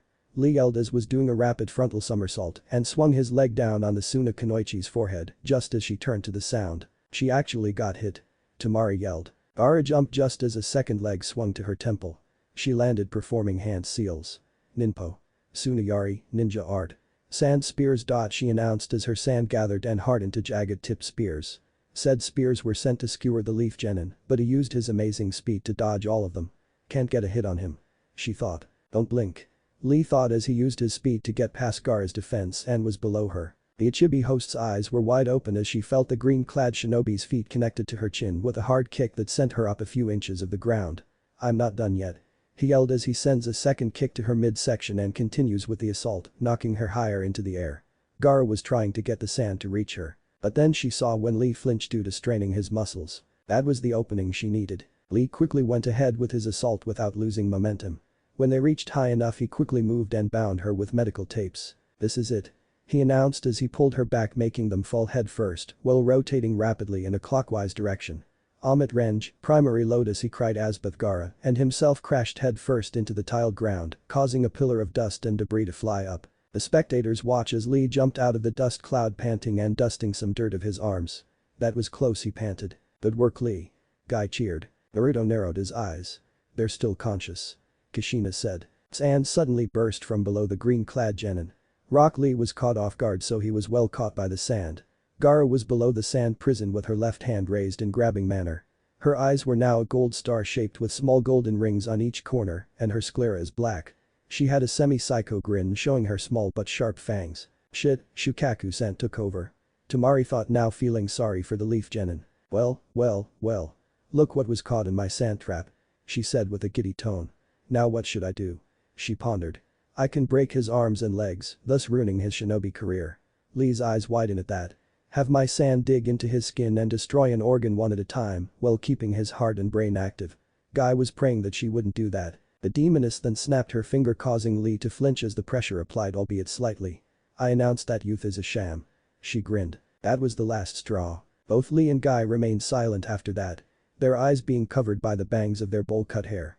Shukaku raised an amused eyebrow at the sudden stillness. Sensei. He whispered. Dude Lee. Guy raised his head with a serious look on his face. Let the lotus bloom a second time. Kakashi's visible eye widened. You didn't? She asked. I did. The green beast replied. Sakura looked between the two jonin. What's wrong, Kakashi-sensei? The 8 celestial gates. The daughter of the Shiroi Kiba said. What's that? Ino asked as she was eavesdropping on the group. While Guy was explaining the difference of the 8 gates, Gaara Shukaku was listening in. Oh? So he has a trump card, huh? She chuckled as she threw the genin against the wall with a sickening crash. Let's see what you got. So how many gates can he open? Naruto asked. 6. Guy stated proudly. 6 out of the 8 gates, Kakashi said in mild surprise. That's amazing. She admitted. Lee stood there panting as he spread his legs shoulder width and crossed his arms over his head. The Amit Range, primary lotus is what opens the first gate. Guy lectured. The crowd watched as the air around Lee began to waver and wisps of chakra come of him in flowing aura. Ayumo, Kai, gate of healing, release. The chakra began to swirl around the genin, and his wounds began to heal. Seiman, Kai, gate of life, release. Shoman, Kai, gate of pain. Release. Toman. Kai, gate of limit. Release. Lee's skin turned red and steam was emitting from his body. His body was pulsing like a heart with his veins visible to the naked eyes. Kamen Kai, gate of view. Release. He yelled as he chakra bursts from his body, showing his wide eyes and his hair flowing from the energy. Arashukaku stared at the genin before them with an unreadable expression. But that expression suddenly vanished as she felt an undeniable blow to her stomach and was sent crashing into the wall of the tower. Many watch in shock at the scene as Lee stood there in the same place Gaara once stood. Sand bursts out from the debris and tried to capture the genin, only to catch air instead. Gaara was suddenly launched into the air by a jaw-breaking punch to the chin. Gaara was airborne again, only to kicked in the ribs to side of the building. Once again sailing through the air, she assumed that she would crash once again. She's still thankful for Shukaku's assistance and the Suna no Yoroi sand armor she had on. But she didn't crash into the wall this time. She was instead kicked and punched through the entire area, with Lee using the walls, floor and the ceiling as his leverage to hit and crush his opponent. This is bad, Gaara thought as she had taken control back to her body. If this continued, she allowed the thought to hang. She suddenly saw a red-faced wide-eyed Lee in front of her. Before she could do anything, she was palmed hard into her chest and was sent crashing to the ground. What? She noted the med tape tied to her belt and held in Lee's left hand. When did he? Her thoughts were abruptly stopped when she felt a sudden tug on the tape and was reeled back up to the airborne genin, who had his right arm and leg ready to strike. "You're a range, reverse lotus," he cried as he slammed his palm and foot onto the Ichibi Jinchuriki and was sent crashing into the ground, causing a natural explosion with tiles and chunk of debris flying from the impact. "Ara!" Tamari yelled to her younger sister. "This is not good." Kushina frowned. After that, Lee crashed on the ground panting. His bruised body breathing heavily. "What's wrong with him?" Sakura asked. "His body is well beyond the limit." Kakashi summarized as she watched the Guy clone stood up shakily. "That's one hell of a will. It's not over yet." Jashin says as she shifted on her seat, earning a grunt from said seat. "Easy there, big boy." The goddess grinned at her fiancé. "I did it, Kai-sensei." Lee panted. "Good work, Lee." Konoha's green beast said proudly. "Winner of this match." "Hey," began but soon a tsunami. Gaara yelled as a tidal wave of sand rises to a good height of 13 feet. The shinobi stare in shock that the Suna genin was still active after such a powerful attack beaten into her. Lee was in even more shock due to his trump card not being effective against Shukaku's hostess. The sand crashes into him and slams him into the wall with enough force to crack his spine. He yelled in pain as he starts levitating into the air with sand-like blob holding him in place. "Tsubaku Kaiu, dessert coffin." A maniacal voice echoed in the area. The genin and Jonin watch as the smoke clear and Gaara stood there panting and huffing. She had her right hand out in a claw-like manner and her left hand in half tiger seal. She was gonna continue until she noticed that Lee was knocked out. "TSK." She spat on the side and allowed the boy and sand to fall to the ground. Guy catching his young pupil before he hit the ground. "You've done good, Lee." Guy said with a small smile. "Winner Sabaku no Gaara." Haid announced. Gaara simply crossed her arms and went back to her siblings. "Tsuchikin vs Nizo Fo, Iwa. Will the next two shinobis come down?" Haid said as he looked around. Inside as she saw her name on the board. "It's my turn, huh?" she said. Ino placed an encouraging hand on the Blacket's shoulder. "You'll do fine." She reassured with a smile. "You'll be fine, Kin-chan." Naruto encouraged the Odo Kunoichi. "Thanks, Naruto-kun." She smiled. "Kun? Where did that come from?" She leaped onto the floor. "Don't go easy on her." A female Iwa Kunoichi ordered the male. She has short black with orange streaks hair with one bang reaching past her left cheek and the other passing her neck. Pink non-pupil eyes and a small button nose. She wears the regular Iwa shinobi attire. A dark red short-sleeved shirt with brown jacket over it. You can see the mesh shirt out the linings of the sleeves. Dark brown shinobi pants and kunai holsters on each thighs and brown shinobi sandals. Her Iwa hit I-8 worn proudly on her forehead. "I got this." The shinobi answered with a gruff voice. Like some Iwa shinobi, he has a buffed and muscular body. He wears an orange bandana over his head with the Iwa hit I-8 around his neck. His skin is lightly tanned and his eyes coal black. He wears a brown shirt with black Anbu pants and steel-tipped boots. He jumped down and landed with a heavy thud on the ground, shaking the area slightly. "Hey, don't break my tower," Anko threatened. The Iwa shinobi simply glared at the snake mistress. "Are the two fighters ready?"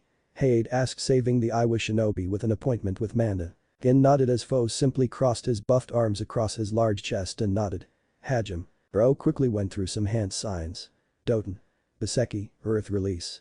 Tombstone. Foe slammed on of his hands in the ground while holding the half-ram seal. Feeling the vibration under her feet, Kin leaped back just as a four-corner spike rises and closes just where she stood. "Too bad I didn't get to go against a Konohinin." Ro grumbled. "But you'll have to do," he said as he preforms another set of hand seals. Doten. Doryuiden no Jutsu, Earth Release. Earth Dragon Bullet Jutsu, he cried as a dragon's head of earth bursts out of the ground and fires blobs of heavy mud at the Odo Genin. Gin dodged the blobs and tossed a few senbons at him. The Iwa Genin simply avoided them and knocked few of them with a quick swipe of his kunai. "Is that it?" he boasted. "No wonder Odo is weak. You guys are throwing a bunch of senbons instead using kunais." He laughed. "Oh, these are more than just some senbons." She smiled as she tossed a dozen more. Foe simply dodged and knocked few more away from him, one reaching close to his left feet. Kin grinned at that and pulled her right arm back. Foe questioned the action with a raised eyebrow. He then felt a strange tingling in his ear. "What the hell?" He muttered as he shook his head lightly, only to see three kin standing in front of him. "What's wrong?" her voice echoed. "A few seconds ago you were on a high horse. Ninjutsu? But how?" The Iwa Genin thought frantically. "I gotta this finish fast." Kin thought as she placed her hand on the seal on her left arm. It was shaped like a fox's head with 6 circles around it. "I gotta thank Naruto for this," she thought as the sealed weapon appeared from a poof of smoke. Ozu's melody arm. Without a second thought, Kin dashed to her dazed opponent and punched him in his chest.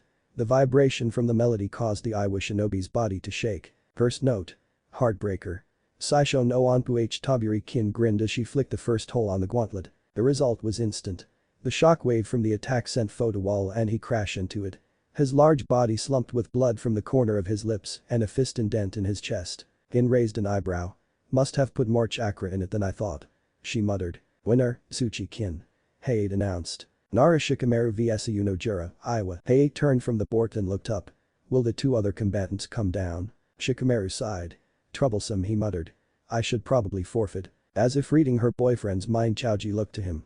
"Forfeit and no cuddle time for a week," she threatened, knowing that's his first favorite thing to do. The Nara heir's eyes widened. "You're kidding." He called her bluff and was shoved off the ledge by a smiling Ino saying nope. Shikamaru crashed on the ground and groaned. Troublesome girlfriend and childhood friend. He stood up and lazily studied his opponent. Like the Odo Genin's fight, he's also against an Iwa shinobi, but why do I always fight the women? He groaned. That earned a tick mark on said Kunoichi's head. She wears an yellow shirt with a brown vest over it. Brown shinobi pants with the shins taped by brown medical tape. Her dark purple hair braided in twin ponytails down her back with a bang on her left cheek, blocking her left eye and showing her red right eye. She's athletically built and has a broad axe strapped to her back. With a weapon no less. He scratched his head, ignoring the rising kai from the Iwa Kunoichi. "Let's get this over with already. Cuddle time's on the line here." Troublesome. For some reason Jura wants to cleave the Konoha Genin in half. And surprisingly, it's not because he's a tree hugger. "Hajime?" Haid suddenly yelled. Shikamaru hummed as he deftly ducked under the axe swing. He looked up at a very pissed off Kunoichi. "If I get to kill you, I might this village a favor." She gritted her teeth. "I could have forfeit, but something important is on the line," he answered. "So forgive me if this match is too troublesome." He apologized as he said his rat hind sign. The Iwa Kunoichi dashed at the tree hugger and swung her battle axe aimed at the Nara heir's head. "Ninpu. Kajime no Jutsu, ninja art. Shadow possession jutsu," he said as his shadow stretched out instantly and connected with Jura's. The effect was instant. The axe stopped just a few millimeters away from the lazy shinobi's neck. He can feel the blade licking at his neck. He stood straight, prompting the Iwa Kunoichi to do the same. He raised his left while Jura's red eye widened as her right hand she held her axe up. "I win," Shikamaru said as he brought the axe down on the flat end on the Kunoichi's head. The blow was hard enough to knock her to the ground and she fell into unconsciousness. "Winner, Nara Shikamaru," Haid announced. Shikamaru yawned as he made his way back to his team. "Lamachi Haku vs Tarani Ia, Taki." "Lamachi Haku and Tarani Ia, please step down," Haid asked. Haku nodded to her teammates and used a regular shunshin to the ground. The genin from Takigakure stood before the masked Kunoichi using a Misu Shunshin, water body flicker to reach before her. He wore a green quarter-sleeved shirt with a fishnet shirt under it. Navy-colored shinobi pants and white shinobi sandals. A kunai holster on his right thigh and a ninjado on his back. He has dark blue hair slicked back with narrowed yellow eyes. Haku bowed respectfully. "I hope we have a good match, Genin-san," Haku said from behind her mask. Ia simply shrugged and nodded his head. "Are the two combatants ready?" Haid asked the two water-related shinobis and got nod from both as Haku took some senbons and Ia had his hand on the ninjado's grip. "Hajime," he shouted and leaped back. Haku decided to go first by jumping back and set her hands in two half-sheep signs. Her left before her chest and her right arm stretched up. "Ninpu. Kurigakure no Jutsu, ninja art. Hidden in the mist jutsu." Haku muttered as the mist rolled from her and expanded. "So she planning to finish this fast, huh?" Isarabai noted. Tajiro nodded. "I hope she gets through." Ia looked around the mist. "This isn't good," he mumbled. "I'll have focus chakra to my ears to get her location. So many targets." Haku's voice echoed in the mist. Ia stood still and raised his senses. "I can't sense a damn thing," he thought as he looked around. "It seems like that neck of yours is a good time to start." Haku's voice giggled. As soon as the sentence ended, Ia felt a sting on his neck. He flinched and pulled out a senbon from it. "The fuck?" He looked around and drew his ninjado in a red-eyed stance. "Come on out," he shouted. He lost his cool already. Naruto shook his head disappointedly. He glanced to the mint-haired girl and saw that she had a satisfied look on her face. Served him right, she thought.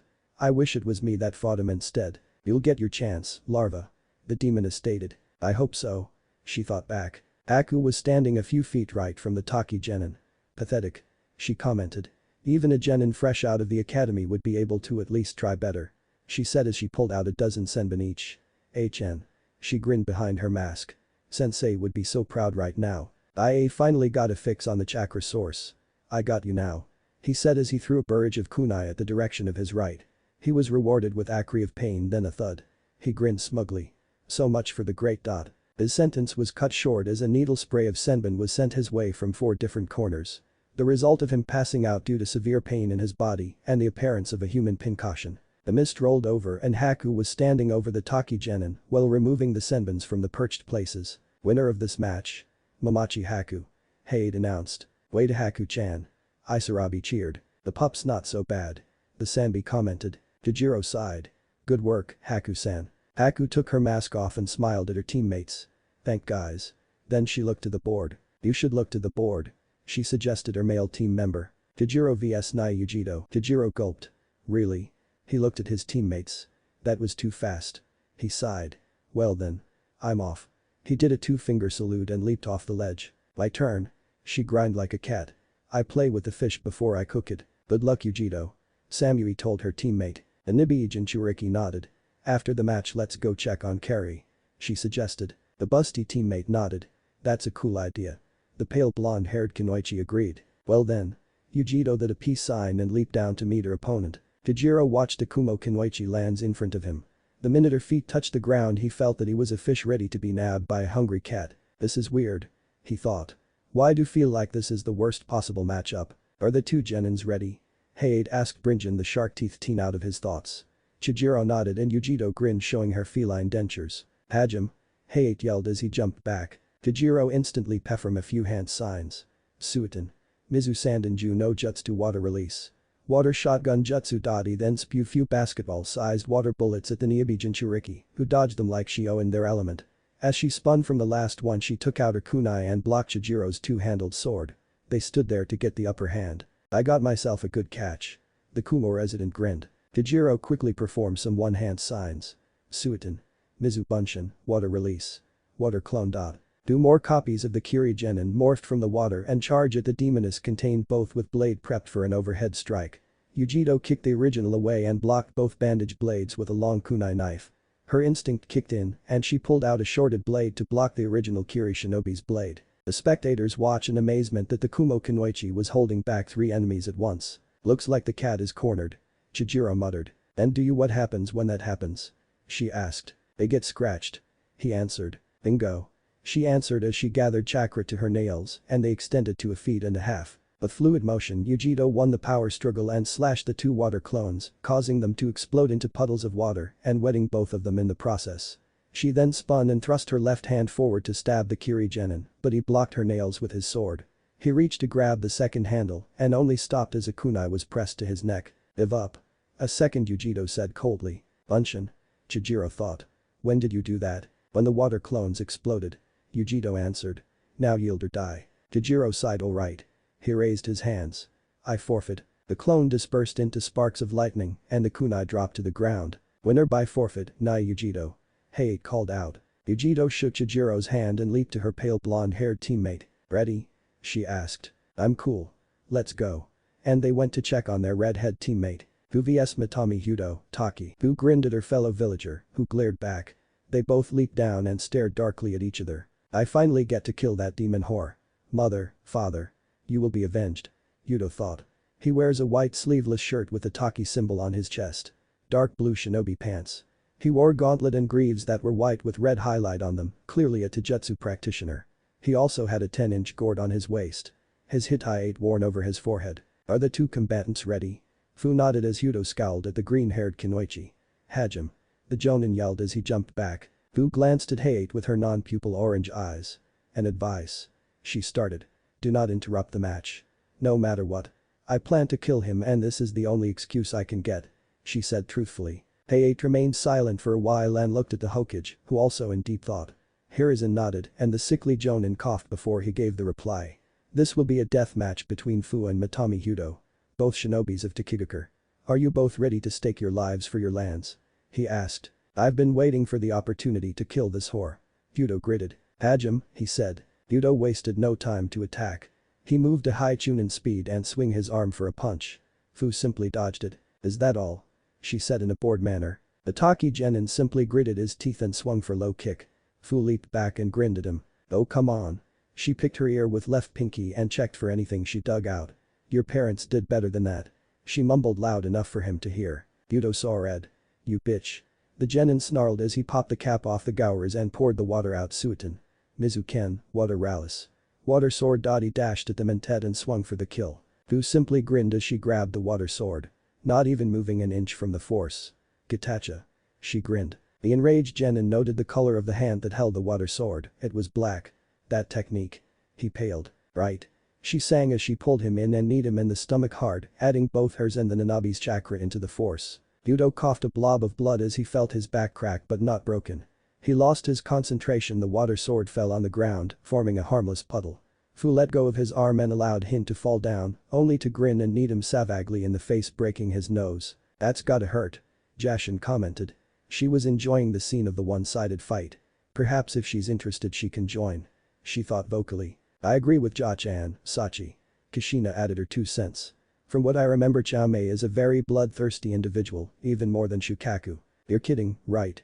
Naruto asked. "Well, now that you know that you have 2 psycho godmothers, how does that make you feel?" The Kyuubi asked her host with teeth-baring grin. "They're my what?" he mentally shouted. Kushina logged her head off. Inside Shukaku's seal, a woman about the age of 27 sat in lotus position. She has alabaster-colored skin and her eyes were closed. Taking deep concentrating breaths, she tried to keep her emotion in check. She wore a yellow open yukata showing her well-endowed F-cup cleavage and a black belt tied around her stomach. Her hair is sand brown and one braided ponytail over her left shoulder. Her nose wiggled, then she suddenly sneezed. "Who the hell is talking about me?" she muttered as waves of sand were swirling violently. Back to the match. "You got a cold, Chao-chan?" Fu questioned the insect queen after her heard her sneeze. "Perhaps someone was talking about me." She paused. "It better be someone that can back up what they said." She sounded like she wanted blood. "And bad too." Fu mentally shrugged as she walked to her downed opponent. "Time to impress my fiancé," she thought as she grabbed her soon-to-be ex-villager by the throat and held him as his feet dangled slightly of the ground. "What affinity were you again?" she asked the beaten genin. "Fuck why you?" He gritted, then spat some blood on her face. Fu wiped the LIF3 fluid with her unoccupied hand and buried that same hand in his stomach. "I think it's time to meet your parents and tell them how much of a failure you became," she suggested to the teammate. She held her hand back and black threads creep out of her skin and wavered to his chest. Without hesitation, the threads burrowed their way into his chest until they latched around the desired organ. His heart. She thought as she began to pull the pulsing organ out, ignoring the genin's protest and pleas to stop. More black tendrils came out and ripped his chest open, bringing a lot blood out of and showing the inside of his chest to all to see. Many of the spectators paled and tried to hold their lunch down, while others simply stared at the scene. Fu was chuckling at the fearful expression of the genin.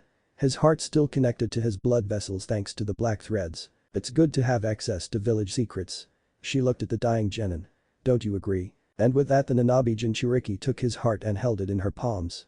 The tendrils inside them to keep the heart pumping. She dropped the body on the ground and scowled at the still beating organ. Pathetic. She muttered. To have such a weak affinity of earth. She crushed the heart and let the bloody pump fell on the ground. Winner of the death match, Fu of Tokigaku. Hayate announced. Fu wiped her hands on the dead genin's body and made her way to the balcony. She stopped when she heard someone clapping. The mint-haired container looked to the source and saw the demon goddess clapping, congratulating her. Well done. She smiled. Very well done indeed. A true display of Jashinism. She looked at caramel tantine. It'd be of great honor if you were to join us to our seating. She invited. Fu thought for a while and shrugged. Sure. Do I get to talk to the cutie over there? She jerked her head at a direction. Jashin nodded. Then follow me. She gestures with a wave of her hand. Akamichi Chouji vs Hyuga Hinata. Hinata and Chouji looked at each other after the proctor called them out. They looked at each other for a few seconds. Both clan heiresses walked downstairs and faced each other. Are the two Kunoichis ready? The sickly Jonin asked. He saw as they both slipped into their respected family stance, Hinata's Jaikin and Chouji's Kumakin, bare fist. Hajim. He yelled as he leaped back. The two heiresses rushed at each other, both wanting to end this as fast as possible. Chouji reared her hand back and swung down hard. The heiress stepped to the side just as the offending limb was near her. She actually felt the force behind the swing. If that did hit, she didn't want to end that thought. She leaped back. By Akugan. Her veins bulged and she narrowed her eyes in concentration. The Akamichi heiress stood in defense, even though that might not block her Tenketsu. She raised her arms. Bacon no jutsu, partial expansion jutsu, she yelled as she swung her arms down. Hyuga heiress watched as the Akamichi heiress's arms turned to massive proportions. She leaped just not the smashed like a bug. Rah! Chouji yelled as she swung her leg after she brought her arms back to their normal size and was before the heiress. Hinata ducked backwards, showing her flexibility as the leg hovered over her. She quickly jabs a few points of the offending limb. Chouji cringed at the feeling as she pulled her leg back and leaped back and stood on her good luck. Hinata took a deep calming breath and stared at her fellow villager with a stoic expression. Shit. The brown-haired heiress mentally cursed. With my leg in this shape, it won't end well. Akamichi-san, please give up. Or I'll have to put you down for a few hours. Chouji grinned as she stood a bit straighter. Well, that's very nice of you, Hinata-san. The Akamichi heiress smiled. Thank you. The heiress said as she rushed at low Jonin speed, shocking her fellow heiress. But I win. She said as she was behind Chouji with her hand about a few millimeters away from her neck. Raiden. Titan, lightning release. Blackout. The Hyuga heiress said as she sent small jolt of electricity and knocked the Akamichi heiress out. She caught the brunette heiress and allowed the Mednin to take care of her. Winner, cough of this match, Hyuga, cough Hinata. Hayate said. Why am I coughing now? I wasn't so much during the few matches. Gee, I wonder how. Guritsuchi vs Yamanaka Ino. Guritsuchi narrowed her pink eyes at the screen. My turn. She said as she leaped off the balcony. Wish me luck, Naru-kun.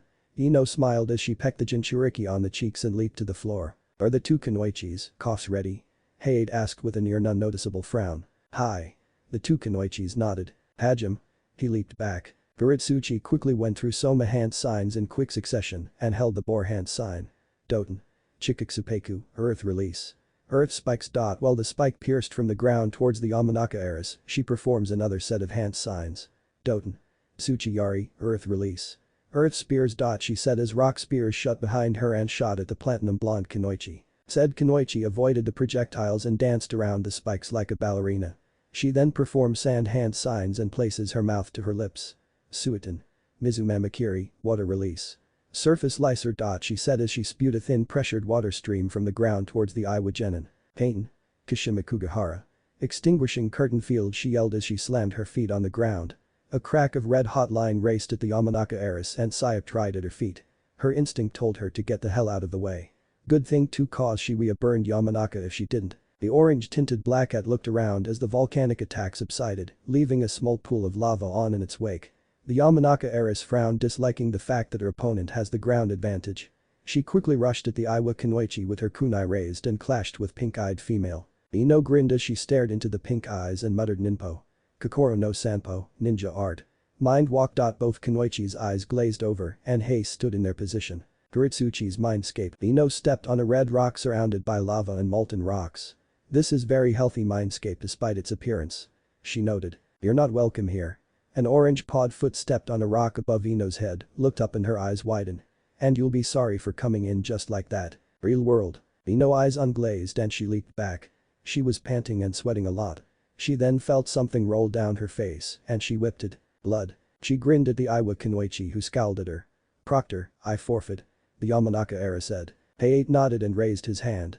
Winner of the final preliminaries, Kuritsuchi. Heiei announced. The Iwa Kunoichi gritted her teeth. She was in my mind. She mentally berated herself for letting her guard down. I'm gonna kill her. But thought abruptly stopped when she sensed a pair of eyes looking at her. She followed the feeling and locked eyes with red slitted eyes. Naruto noted the rising killing intent aimed at the platinum blonde, so he decided to gain the person's attention. The two locked eyes with each other as if having a mental debate. Kuritsuchi narrows her pink eyes and looked away with a huff as she walked back up the balcony. An hour later, the group was standing on the ground in a row. Anko walking with box and winked once Naruto got the piece of paper. He simply smiled at her. Okay, now name your numbers from right to left. The head of the T&I division said. Those will be numbers that will be set up in a tournament style at the Chunin exams finals. 4. Shikamaru sighed. 9. Kankuro said with a grin. 16. Isarabi answered. 10. Shino stated. 6. Yujito grinned. 11. Gaara frowned. 15. Samui said. 1. Naruto chuckled. 7. Fu smirked. 14. Haku nodded. 3. Tamari stated and frowned when she hears Shikamaru sighed. 5. Mikoto said as she smoothed the cloth on her blade. 13. Kin said twirling a senbon. 2. Kuritsuchi glanced at the Kyuubi offspring. 8. Hinata smiled. 17. Isarabi said. That leaves the Uchiha with 12. Ibiki muttered. The Sandaime stepped forward. Various head images and important people will be arriving for the finals. You have 3 months to brush up and create new techniques. I wish you all good luck. 2 weeks later, Naruto was walking along the outskirts of Konoha. For the past 2 weeks he's been training diligently and spending time with his fiancées and managed to go in separated dates with Kin, Karen, Ino and Tenten. Who's there? He said as he stopped on an open field. It seems that you can sense my presence even if I do erased it. An echoing male voice stated as he stepped out from the tree before the Sandaime Kyuubi Jinchuriki. A man, well the figure of a man stood there. He wears a near full white suit that gives him a buffed appearance and is at least 6'8". His leggings comprise of a white hakama pants and grey trims. He has a long sword over his right shoulder that's at least his length. A white helmet-like mask over his face and long silver blue hair and a high ponytail that reached to his thighs. Who are you? Naruto asked with a defensive tone. Don't worry, Sachi. Kushina told her son. This is Hakuman. A good friend of mine. She introduced the semi-armored man. By your looks it seems that Kushina-san has told you of me. He asked and Naruto nodded. Good. He drew his sword and slashed. A rip in the air appeared and Hakuman sheathed his sword and walked in. Then we shall begin your training immediately. He said as Naruto left a message for his girls as he walked into the rip. The rip closed and an enraged Sasuke looked at the scene. I'll get that power, dope. He chuckled as the cursed seal spread through his body. I swear. Welcome to the Chunin exams finals. The Hokage announced from the booth above. Here are shinobis from various villages and countries will show their results through the 3 months intermission we gave them. The older shinobi shouted with a great smile as the crowd cheers to their village leader. An impressive speech as always, Hokage Dono. A male voice sounded by the Hokage's left as he took his seat. The man wore a cage robe with his hat having a green corner unlike his Hokage counterpart with the kanji for wind on it. He wears a cloth veil over his face from the nose down, only showing his non-pupil green eyes. On either of his sides are 2 Suna bodyguards wearing grain masks. Thank you, Kazuki Dono. Hiruzen nodded. And I congratulate your children for making it to the finals. It is to be expected. The veiled man chuckled slightly. They are my children after all. Well, we're here to see the genin hopefuls go up a rank. A man stated with a gruff tone. His skin is dark brown with bleached blonde hair set back in 10 corn rolls. He has thin mustache over his lips and a goatee. His eyes are coal-colored. He wears his cage robe which was accented with yellow lightning bolts-like decorations that was open showing his well-built and muscular body. He wears a set of dark purple shinobi pants and sandals. With him were 2 shinobi and 1 kunoichi. A shinobi at the Raikage's right is a dark-skinned man with a slightly bulbous nose, dark coal-eyed that seemed to give a bored gleam and white shaggy hair which covers his left eye. He wears a high-collared, sleeveless black uniform baggy shirt with a left hem reaching past his left knee with loose-fitting pants. He wears bandages on his wrists and a one-strap over-shoulder jonin flak jacket. He has tattoo with the kanji of water on his right shoulder, as well as kanji for thunder on his left shoulder, showing the notion that he has a duo affinity to perform both Suiton and Rashin type jutsu. Which this author should comment that it is not a very wise thing to show off. He has what seems to be a broad foldable cleaver-like sword strapped to his back. What a drawl. The younger man sighed as he rubbed the back of his neck, surveying for any attempt against his village leader despite the fact that said leader can take on the Hachibi to a standoff. The second shinobi stood by the buff dark-skinned Cage's left and looked about his late 20s to early 30s. He also has dark skin and a muscular build, as well as a bleached pale blonde hair set in 8 cornrows and has a small goatee on his chin. On his right shoulder, he has a kanji form tattoo for iron, and on his left cheek, he a tattoo of a bull's horn, one above the other, from his left cheek up to his cheekbone. His top lip is slightly darker than his bottom. He wears oval-shaped sunglasses and a white-colored Hittite of Kumagakure over his forehead. He, as well as his fellow bodyguard, wears a one-strap over-shoulder Jonin flak jacket but no shirt under, showing his buffed right pectoral. He wears a red belt around his waist and hand and shin guards that are grey with red padded squares on them, shinobi sandals and a white scarf around his neck. He carried 8 swords, 4 strapped to his back and the other 4 strapped to his lower back. This is an amazing show. We gonna show you how we go. Oh yeah. He rapped poorly, getting a sad sigh from the lazy-looking shinobi. Siding in the Cage's left armrest was the Kunoichi that accompanied them. She is about 17 and has dark skin, almost milk chocolate and green eyes. She wears formal attire consisting of a long-sleeved, high-collared black dress shirt that was open enough to show her C-cup-covered mesh shirt and skirt, along with a pair of gold-colored 2-inch-long needle earrings and grey sandals. Her hair is grey and pulled back into a bun with 2 bangs that fall on either side of her face. Knock of the rapping, B. The Rakage growled at his bodyguard as said man was jotting down his mad rhymes as he continued to mutter his raps. Ahaha. A man about his late 40s chuckled. I like him, pops. He's good. He commented. The man has red hair, mustache and bears which tapered off to a point. He wears a large headpiece consisting of 3 pointed crown-like ridge, bearing both his Iwagakure Hittite, a ring, and a prominent black piece of armor running across his cheeks and the bridge of his nose. He wears a long-sleeved light red shirt and pants, with a mesh armor shirt and fitted black suit underneath, along with calf-length dark gray sandals. Around his waist he wears a brown sash that holds a brown armor breastplate with a pouch in the front, a brown backplate that is connected to the front with mesh armor, and armor lapels falling to the sides. Rashi, you're too laid back. A muffled guttural voice grunted. You're also embarrassing our niece. The very tall man at least about 7 feet in height was standing with his arms crossed. He is heavily armored, wearing red armor with seems to be a furnace on his back that gives off small thin streams of steam. He has light brown eyes, and his armor extends all the way to the bottom half of his face, covering it up. Underneath the armor covering his face he wears a white cloth which also covers both sides of his face and the top of his head. Aside his red armor, he wears a red Kasa conical straw hat over the white cloth and seems to be made of the same material as the armor and his furnace. He wears his Iwagakure Hittite on a black cloth over his armor. He also wears a bronze-colored ring around his neck which he wears over his armor.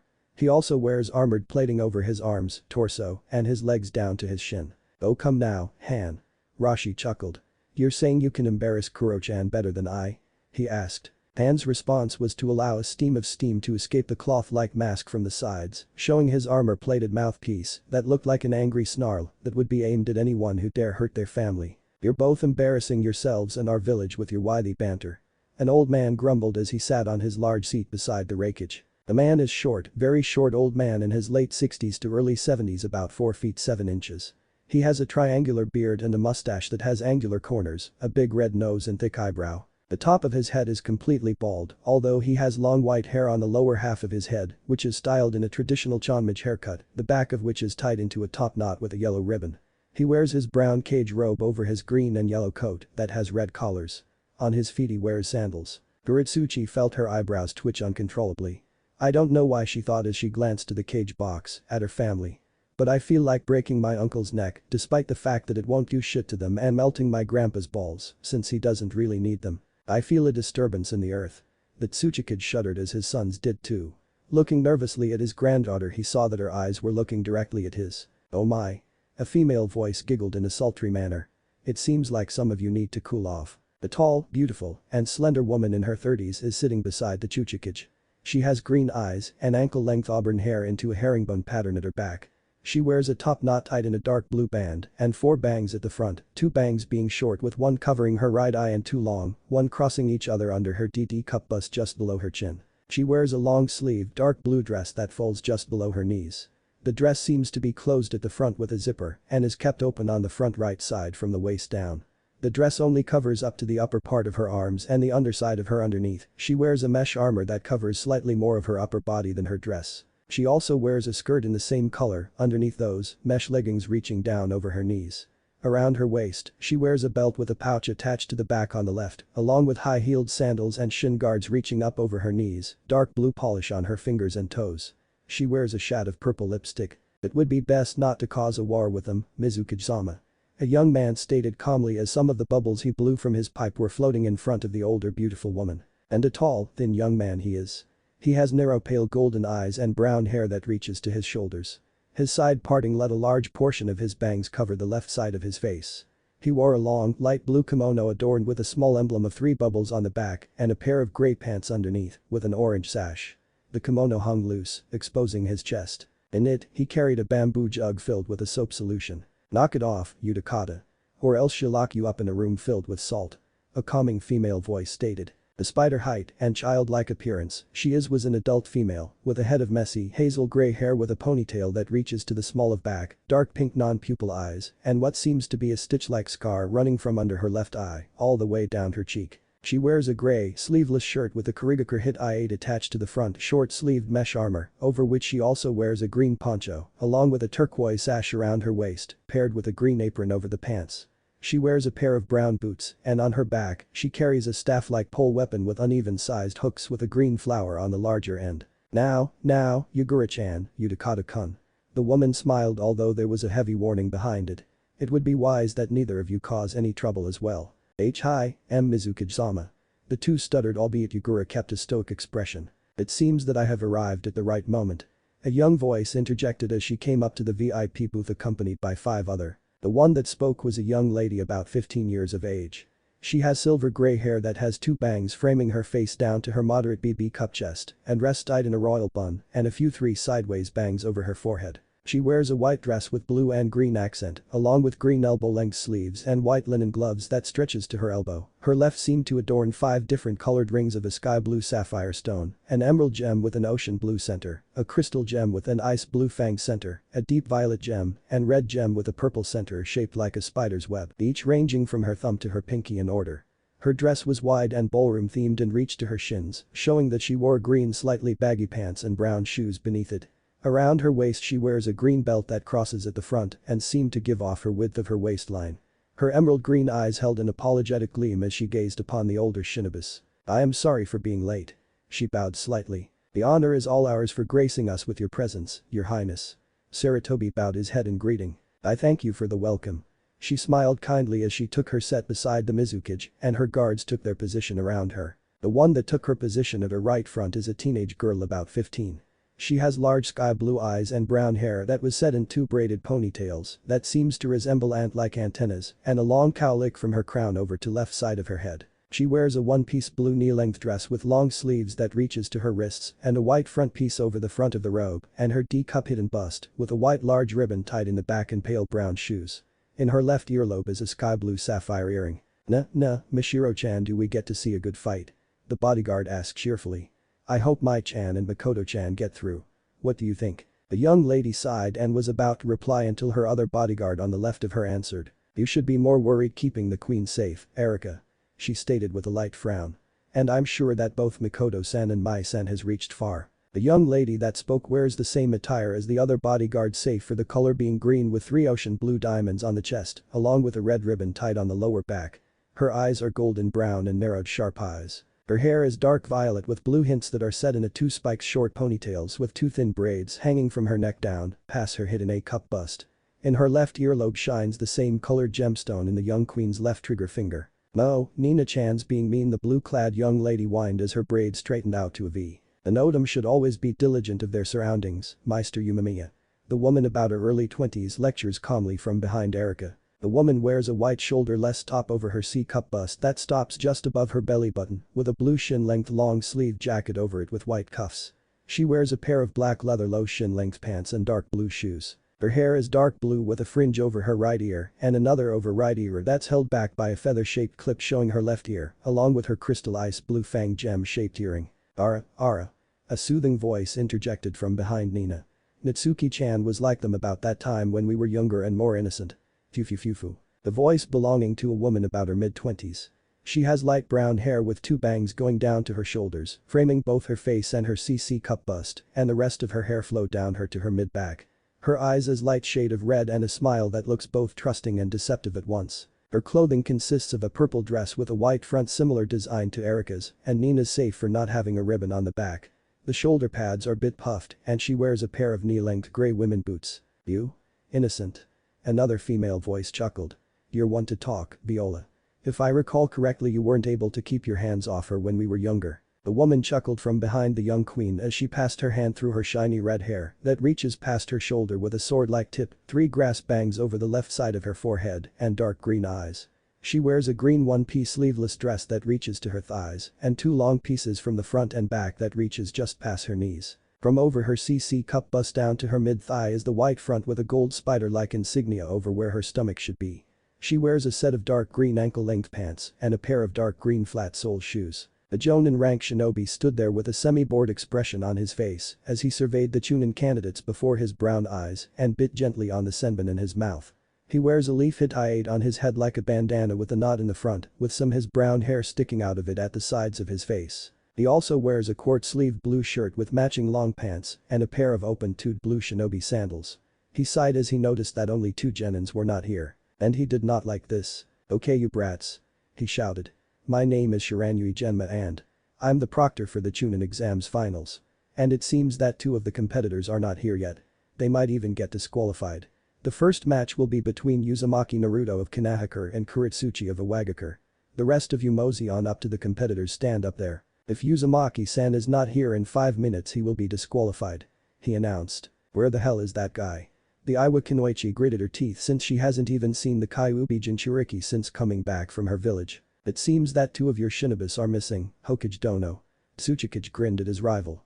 You must be slacking off in your duties. At least you have one in the finals to represent your strength, Inoki Dono. Hiruzen grinned at his Earth Shadow counterpart. But don't worry, I'm sure you have much more fate in her. He got you there, Pops. Rashi chuckled seeing the short-aged shinobi grit his teeth. The arena stayed quiet for the time being. Many hoping that the demon didn't gain more power than it already has, while others were hoping that he does make it on time. Only to get accidentally killed by their village rival enemy Kunoichi. Kuritsuchi stood there with a frown on her face. The granddaughter of the Tsuchikage was thinking on ways to end the red-tinted blonde's manhood in so many ways that even the author had to feel bad for the story's main character. Genma sighed as he mentally did the countdown. Looks like his time's up. He shrugged. He was about to declare Kuritsuchi the winner until a glowing seal appeared a few meters away from the Tsuchikage's granddaughter. The 2 ninjas tensed sensing very power presences from the glowing arcana before them. Without warning glowing green chains bursts formed the seal coiling and wrapping among each other as they began to form a tower about 3 stories high. The crowd watched as the top of the head formed the head of a serpent. That's not the signal of the attack. The disguised man thought with a mental frown. The head begins to open slowly showing a woman about her mid-20s. Her eyes were closed and she has green short hair that reaches just past her slightly pointed ears and a small black fedora on her head. She had a small friendly smile. She folded her arms over her C-cup bust. She wears a grey coat that was open, showing that she wears a yellow bottomed-up shirt with a black loose tie around her neck, along with a pair of office grey pants, held up by 2 belts and a pair of black-soled shoes. Now that I have your attention. Her smooth voice traveled across the stadium despite of how soft and sinister it sounded. Good day, you fucktards and smart people. I wish to say thank you for such a glorious event made for my hubby. Now I know some of you are wondering who is this bitch? Where the fuck did she come from? Oh don't go covering the kids' ears, they'll learn these words eventually. She sighed with a chuckle. My name is Hazama. And that is all you will know. Now introducing my man. Uzumaki Naruto. The second arcana appeared beside the one from Hazama and another torrent of green chains bursts out of it, but this one was formed the head of a snarling fox. The maw opened showing green steam flowing from it and small green snakes crawling around in the bottom jaw. The inside though very dark until it was cut through by a deep blood 7-foot Nadachi with black handle and diamond patterns, the tsuba shaped like an 8-head beast with the neck and heads coiled around it down the center. The crowd gasps as a figure stepped out of the darkness and made his way to the edge of the maw. While doing so the green fox head bleeds red and snakes melt to black liquid. The figure was quite imposing. Wearing a full black suit with red pectoral and 8-pack abs casing along with shoulder pads and red elbow-length gloves. Red flat-sole shoes that reached to his shin and a blank-faced helmet shaped like a humanoid fox.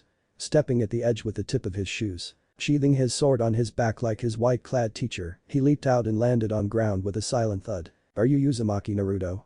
Genma asked, wondering why no one tried to attack him or the Hazama woman that just landed next to the red-clad man with that wide grin still on her face. A split in half opening up and showing the grinning, "Namek is Uzumaki Naruto. That's my name," he stated as both the green serpent and the red fox bursts into a thin stream of smoke of their respected colors. "About time, Uzumaki." Kuretsuchi growled as she clenched her fists. "Missed you too." The Kyuubi container chuckled. Genma sighed seeing that the young Kunoichi was ready to tear the Uzumaki a new hole. "Are the combatants ready?" He questioned, the two getting a nod from the pink-eyed Kunoichi and a nod from the Kyuubi offspring as his face helmet clipped shut. "Begin," he shouted as he leaped back along with Hazama. Before the Iwa Kunoichi could have blinked, Naruto was right before her, sword swinging down to cut her in half. The crowd was shocked that he showed such strength with a simple swing, while others cursed the face that the demon might have become too strong already. Luckily she moved just as the blade was near her and avoided being cleaved from head to toe in half. She was even gladder once the blade slashed into the ground. A deep trench was carved into the ground down a good few hundreds of meters deep. That earned a "holy shit" from the competitor's box. "He has to be using his demonic powers to win this battle," a woman whispered to her fellow civilian friend. "Yeah," she replied in a soft tone, hoping that none of the Anbus could hear her. "To think that the Hokage would allow that beast to protect us. The moment that thing gets its power back, we'll be all doomed." Unknown to the Manbus were listening to their conversation but chose not to do anything since they kept to words on a down low. They also didn't realize a Reed Kumo Kunoichi that was sitting behind them by a few benches narrowed her topaz eyes. "He's no monster," she thought. Because if he was, she shuddered at the thought as she rubbed a small black necklace that was giving to around her neck. "Good you dodged. Otherwise this match would have been over before it started." His voice sounded void and mechanical. "That was pretty good." Kuretsuchi grinned as she raised her left sleeve past her shoulder, showing a symbol of a bear. "To be strong enough to do this, you've gotten more powerful if you can cause such damage with a simple swing," she commented as she placed her right hand on the tattoo and pumped some chakra into it. "What makes you think that I didn't use any chakra?" the masked demon container quizzed. "During my 3 months training, my grandpa and uncles taught me the basic of being a sensor. And since I didn't sense any chakra." A puff of smoke bursts around as she drew her weapon from her seal. "That means I can use this," she cried out as she swung her weapon, cutting through the smoke and blowing it away. The crowd gasps as the others cheered loudly at the view of the weapon. The granddaughter of the Tsuchikage wields a battle axe. The gray-colored 10-foot pole with a crack-like decoration seems to be made from materials that would be very difficult to find. The deep orange axe was at the top about 8.5 feet from the butt of the staff leaving. The base of the axe was a feet wide and widens to an incredible 5 feet at width and 3 feet away from the pole. Back on the competitor's stance before Naruto made his attack. Troublesome blonde making his intro. Shikamaru sighed as he leaned against the railing from the balcony. "That was pretty cool though." Fu grinned as she watched the young man leap down and stood before Kuretsuchi. "Naruto-kun so amazing." Kin praised with her hands clasped over her chest. "I expected that he would do something less eye-catching, holy shit." Kankuro began but shouted seeing the Jinchuriki's power after the initial swing. "Well damn." Hinata praised her fiancé's strength. "I'll say." Tamari agreed. "He's strong." Gaara nodded as she crossed her arms over her stomach. "Someone worthy of proving my existence." She grins as she shuddered in anticipation. "After I'm done with that Uchiha, I will enjoy the upcoming battle with him." "What say you, Shukaku-san?" she questioned. The sand demon is sealed within her as she watched Kuretsuchi summon her weapon. "Breaking every bone in his body would suffice," she answered with a maddening chuckle. "You're gonna kill him, aren't you?" Yujito asked. Over the 3 months she decides train here in Konoha since there was an area with abnormal electromagnetic waves near the Forest of Death. The two containers happened to meet there and hit off at a good start. And by good, I mean they fought to see who will permanently train there. Sadly or fortunately, Jashin proposed that they share the field. Even with the two working together, they will lose to the goddess even in friendly spar. "He thought that being an Uchiha he can take me as his mate," she snarled. "He is unworthy to be the father of any child." "Amen to that." The two-tailed demon cat chorused from within her hostess's seal. The two combatants stood still, both with their weapons ready for the other. The Tsuchikage's granddaughter narrowed her pink eyes as she rushed towards the masked shinobi. Within striking distance she swung down her axe, seeing if he can take the force of her strength and weight of the weapon. Naruto did not disappoint her by raising his Nadachi to block the large axe. The clash was so immense the spectators thought that the two opposing blades would break in such a strong titan-like contact. The ground beneath their feet was simply crushed by their combined force, creating a crater 2 feet deep and 10 feet in diameter. Karachi grinned widened as she struggled against the Konohinin, both holding against the other with one hand. "This is it. He's the one," she declared in her mind as she quickly turned to get the man off balanced and swung vertically hard to his midsection. Only to meet the blood-red blade to block it from going any further than it should. Leaping back, the orange-streaked blackhead hoisted her weapon over her shoulder and tossed a heavy palm at her opponent. Leaping over the tossed weapon, Kichina's son made a quick movement to go and incapacitate the pink-eyes Kunoichi. Swing for her neck, he missed as she ducked under the blade and flew into his guard. Moving back to avoid an uppercut, he was sure he felt the wind pleasure despite the masked helmet he wore and sent a knee to retaliate. Only for it to collide with her own knee in a shockwave-like clash, causing the crowd to cheer more as some began making wagers to see who would win, the most voting against the Kyuubi container. Leaping over the blade that aimed for her leg, Kuretsuchi jumped and managed to kick him in his chest, sending him back due to force of the blow, with the Kunoichi leaping behind him. Seeing that he was being kicked at the lodged weapon in the wall, Naruto attempted to try and using as a pole to swing off it, but missed since it poofed away in a plume of smoke. Crashing into the wall with his back first, the red-clad shinobi looked up and see his Iwa assailant with her axe in hand, ready to deliver the finishing blow. The attack struck and the area was covered in dust as debris flew from the impact. The crowd cheered once again at the display of power. The majority hoping that they killed the main character of this story. An. PFT. Fat chance.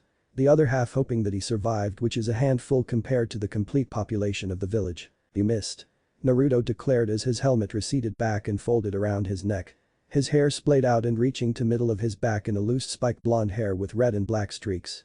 His now dark violet blue eyes looking into the pink set of Kuretsuchi's. The dust and many were awed and disappointed that the Kyuubi container was still alive. Kuretsuchi grinned as the dust revealed that the blade was mere inches away from the shinobi's face, his left finger at the side of the blade, indicating that he moved it. "That's because you moved the blade before you were killed," she countered. As if dying was that simple. Naruto thought as he flicked the blade to the side. "Nice material," he complimented the weapon's user. "But we should finish this." As soon as he finished that sentence, Kuretsuchi felt herself being pushed back by a palm and was sent back a good few meters. Thankfully she kept a good grip on her weapon and swung it like a bat just as she saw the Jinchuriki rush right at her. Naruto, seeing the large axe cutting through the air to get to him, simply raised his hand and caught it with a resounding clang. A large wave of dust was blown away from the contact. Naruto watched his opponent's eyes widen as he raised his blade. "I win," he stated as he slashed her down from her left shoulder down to her right hip, causing a lot of blood to spurt from the wound. But Tsuchikage looked shocked that his granddaughter was still standing after getting slashed and losing a decent amount of blood. She lost," the old man muttered in near disbelief, his sons keeping a stoic expression on their faces, but inside they were as shocked as their father. "Oh my." Mei giggled at the scene. "It seems that match has been set." Her revealed eye glancing to the Hokage. "I did not know you had an Uzumaki in your village, Hokage Dono. He was given the name by a dear friend that died the day of the Kyuubi attack." He simply answered. "What do you think, Dono?" "Ha ha ha ha. This is good. Very good." I chuckled. "I like these kids, Inoki." The buffed Kage complimented. "Both show great strength and patience at a certain point." He commented. "They are able to hold themselves against each other for quite some clashes." Kazukiage added with a short nod. "Even though they showed nothing but power in this fight, I have a feeling that both were holding back a great deal." Mei said as she leaned onto her left hand. "That guy's hot." The Redeed behind the queen commented. "Juliet," the blue-haired young woman scolded. "They both show promise in being a chunin," Han stated. "But they both need to learn that strength is not everything. I can assure you that when they get their jackets that they'll prove their position." Both Fire and Earth Shadow stated at the same time. "It seems that your granddaughter is about to do something," the young queen reported calmly as Erika as the scene. Kuretsuchi allowed her weapon to poof back to her seal as she took a few staggering steps back. She slapped the Jinchuriki's hand away as he tried to help her. "You're the one." She giggles as she pulled out a kunai and rose to cut a small lock of her hair and tied it with a small white band. "No," Inoki thought. Looking at the small lock of hair, Kuretsuchi smiled as she went to kneel on the ground. "No," Han sighed mentally. Raising the lock of tied hair, she presented it to the groom of Jashin. No, Rashi sweat thinking of what his younger brother, Han's older brother, would do when he finds out about this. "You're the one," she said with a pleasant smile. "I Kuretsuchi Genin of Iwagakure, daughter of Katsuchi Jonin of Iwagakure, granddaughter of Inoki Tsuchikage of Iwagakure, present this, a lock of my hair to you. Someone that shows great strength and courage. I offer this to you as a token of union between you and I. May our villages gain peace through the joining of our family and by extension, our villages." "FUCK Kitsuchi's gonna blow a gasket."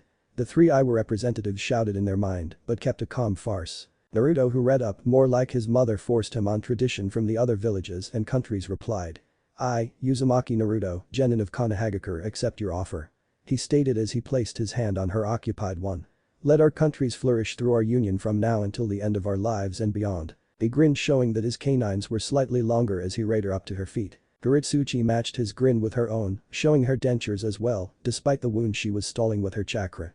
Looking at the cage box directly at the leader of her birthplace, she gave him a peace sign. "Tell my dad to suck it. I found a real man to be with." She giggled as she witnessed the person that sired her father to the world face palmed in the midst of his fellow cage and the one queen. Turning to the proctor, she gave a tired laugh. "Proter, I forfeit."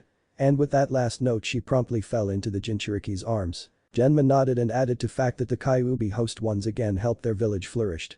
"Winner of this match, Uzumaki Naruto," he announced loudly with chakra enhancing his voice for all to hear. The crowd remained silent in shock, awe, and to a few asshole villager, anger at the Konoha residential Jinchuriki.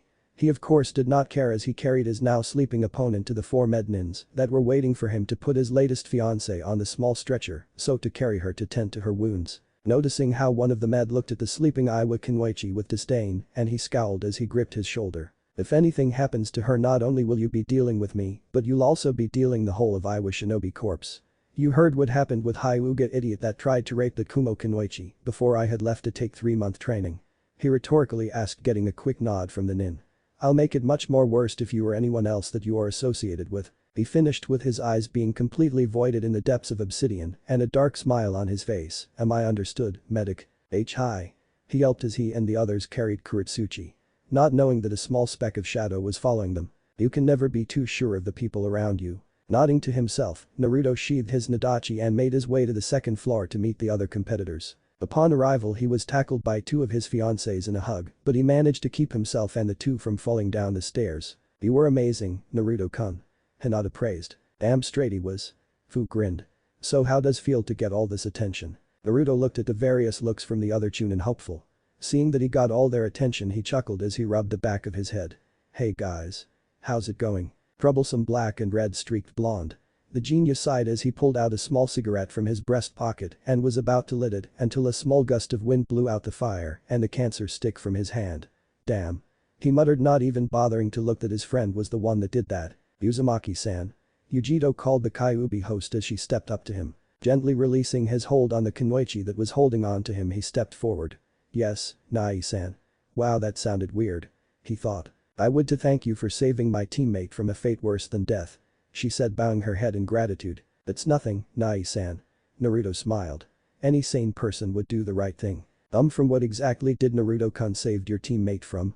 Hinata asked, since she noticed that before the 3-month training, one of her clansmen were severely beaten within an inch of his life and is still in the hospital up to this moment. "He saved my teammate, Kari, from being raped by a Hyuga member," Yujito hissed. The girls gasped as the guys had look of disgust on their faces. "I know some good acupuncture technique to put a man to be sterile until the day he dies," Haku stated with a dark grin hidden behind her mask. "Mind if I help?"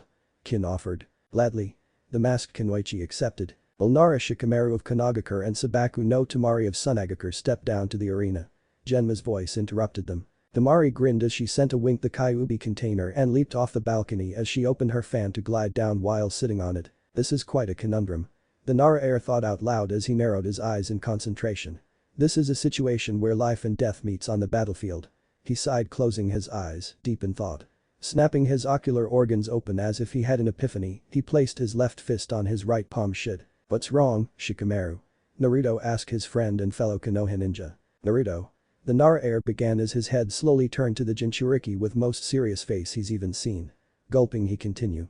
"I might have to forfeit before the match before it starts. Get your ass down there and fight like a man." The not so completely blonde shouted as he punted his friend off the railing to the ground below. "Damn it, Naruto."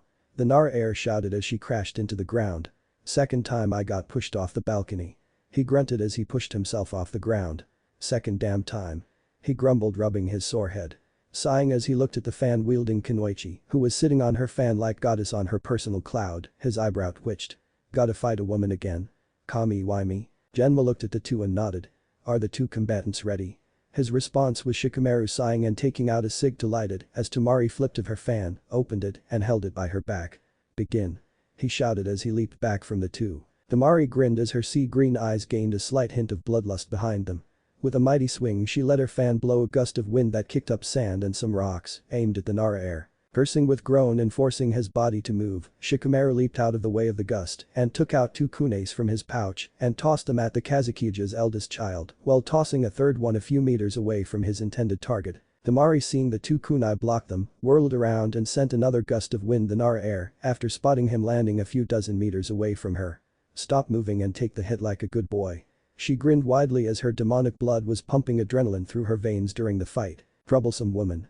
I wanted to give up, but your boyfriend up there literally kicked me down," he retorted as he threw some chakra-enhanced shurikens. Folding the fan to knock the shurikens off course, Tamari closed the distance between herself and the Nara air and swung her weapon towards the temporary enemy.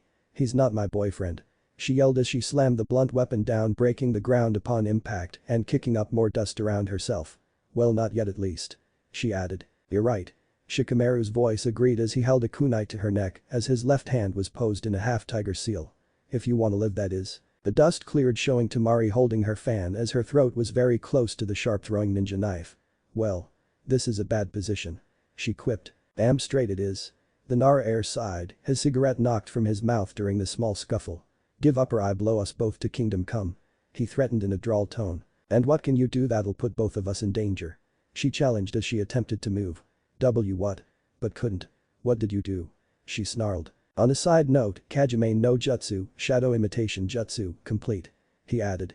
"In case you were wondering, I actually trained to the point that I can move my shadow with chakra to a certain extent. I also placed enough explosive tags on your fan and the kunai a few feet away from you has a trap seal of kunai in it. So either way, you lose," he finished with a chuckle. "So don't make this hard on yourself or else Kazukage-sama will have a daughter that can't talk," he added with a dark tone as he pressed the blade closer to Tamari's neck. "Don't think that you're the only one that trained during the 3 months." Tamari countered as wind began to pick up around them. "A warning though. I have almost no control over this." The last thing Shikamaru expected was for his opponent to give up, but did not foresee that he was pushed by a sudden heavy gust of wind that simply blew him away from the Kazukija's eldest child. The crowd watch in shock as Tamari glares at the tumbling form of Nara Shikamaru, and the wind picked up speed to think that a tornado was imminent. The wind began to solidify to the point that they can see that it was wind gathering to a form of sorts. The upper body of a torso and the arms to match the build of a bodybuilder. The head formed with horns that bend upwards with glowing emerald green narrow eyes. Claws formed with 5 drills like nails, along with green gems that in palms that matched the eyes. Tamari's eyes changed too. No longer were they sea green, but now a dusty yellow slit with 4 circled around it within black sclera. "Fuetin. K's no Kaijin, wind release. Wind giant," she declared as she holds her fan posed to swing as the living wind golem opened its mouth to gather wind. Before the wind manipulating Hanyu can even preform her attack, Shikamaru raised both his hands in the air as far as his joints would allow. "Fuck it. Proctor, I forfeit," he stated with a straightforward face. "No way can I face that in the wielder. I would probably die from that jutsu even if she held back." Genma landed and nodded as Tamari growled while the giant bursts. "Winner of this match, Sabaku no Tamari. Your daughter is a very powerful Kunoichi, Kazukage Dono. Here is in compliment at the Veiled Face village leader. I thank you, Hokage Dono." The Kazukage nodded in gratitude. Tamari has trained diligently during her youth and the 3 months recess. He praised his daughter's work. "Her wind manipulation far exceeds that of a genin," Mei stated. "She was born with an abnormally high affinity of wind." The Sabaku siblings replied. "Such strength like that is mostly inherited." The young queen cut in smoothly as she brushed her finger over the rings. "Mostly due to the same gender or the genetic codes that the child carries." Mei nodded, agreeing to the words of the young queen. "I have 2 Kekkei Genkai, both I gained from my parents." She glanced at the Kazukage. "I can only assume that she gained her high affinity of wind from her mother, since it's obvious that you don't have that type." The Kazukage sighed as he nodded. "That is true. Either way," I interjected, "they're both damn good in what they do." The Nara was good in making traps and predicting certain actions the enemy would be able to do within reason. As Tamari-san was good to use her trump card at the last resort to ensure victory. Inoki nodded. "The Nara boy seems to lack motivation," Mitsuki added. "He's even lazier than Erika." Nina grinned. "Hey." The blue-clad young woman pouted at the insult. "Don't deny it. It only hurts more." Julia chuckled as she placed her left hand on her hip. "Congratulations on your win, Tamari. Gaara congratulated her eldest sibling with a nod, while Kankuro gave her older sister a thumbs up accompanied with a proud grin. "Good work, sis." He smiled. "Thanks, Gaara, Kankuro." Temari smiled. Congrats, Megami no K's, Wind Goddess. Naruto smiled as he approached the Sabaku trio. Temari went to thank him, but paused as she noticed the small lock of hair at the front left of his bang. "Is that a lock of hair?" She questioned knowing the answer, but asking just to make sure. The Kyuubi host chuckled as he played with lock of hair Kuretsuchi offered him. "A little bit of chakra, mad science and yaki, you can have this styling new hairstyle like yours truly." He tried to sound one of those TV guys that tried selling their outrageous shampoo product. Temari giggled. "Well, I'll see what I can get from you." She smiled as stepped closer to him. "Maybe more." "Oh?" He raised an eyebrow and ignored the small giggles from his two other fiancés, standing at the side talking. "Oh indeed." She grinned, but a small wall of sand popped up between them as Mikoto draped her left arm over the Konoha Jinchuuki while holding her clothed claymore with her right. "Aryo." Temari looked to her youngest sibling who happened to pull off a stoic innocent look, while Naruto simply greeted the shorter Tsume Kunoichi with a two-finger salute. "You have gained my interest, groom of Jashin." Mikoto said with a small calm smile. "You have also gained my friend's own as well." "Mikoto?" Mai's face was red in embarrassment as she stormed her way towards the two. "Bulmanagi Mikoto of Tsumegakure and Nai Yujito of Kumagakure, please come down for your match." Genma shouted. Mikoto quickly gave the Jinchuriki a small peck on the cheek before leaping over Mai, who stretched her arms up but missed and made her way below. Yujito simply walked by the Kyuubi host and bumped her hips against his. "Wish me luck, Foxy." Naruto blinked at this as Mai huffed in annoyance. "How the hell do you get so lucky?" Kankuro asked. "For the record, I blame my mom." He thought, but gave a shrug in response. "You forget that I want a lot of grandkids, Sachi." Kushina giggled. "You and those strange fantasies of yours." A second female voice snorted. "Oh, hush you." The Kyuubi simply huffed. "I'm sure you'll make some very cute grandkids for me to spoil." The Jinchuriki groaned as he massaged a bridge of his nose, knowing that his second tenant was blushing up a storm. "You okay?" Gaara asked. "You seem distressed." "Oh, don't worry." He smiled. "Besides the fact of having not one but two powerful beings sealed in your gut that can literally level the entire shinobi nation. On their own." Yujito walked into the opening of the field and locked eyes with golden yellow set of the Tsume Kunoichi before her. "It seems that you are ready for this match." Mikoto calmly stated as she held her clothed sword in her left hand and bowed to her opponent. "I'm more than ready." Yujito replied as she pulled out her chikudo and allowed the tip to drift over the floor. "Let's see which cat can scratch harder. I assure you." Mikoto's eyes narrowed as she removed the cloth and tossed it aside. "I can starch deeper than I can during these 3 months." She admitted as the cloth crashed in the distance kicking up dust and rocks. Once the cloud dissipated, the cloth shone to be in a 5 feet deep crater. Ignoring the usual shinobi shenanigans, Genma simply raised his hand. "Are the two combatants ready?"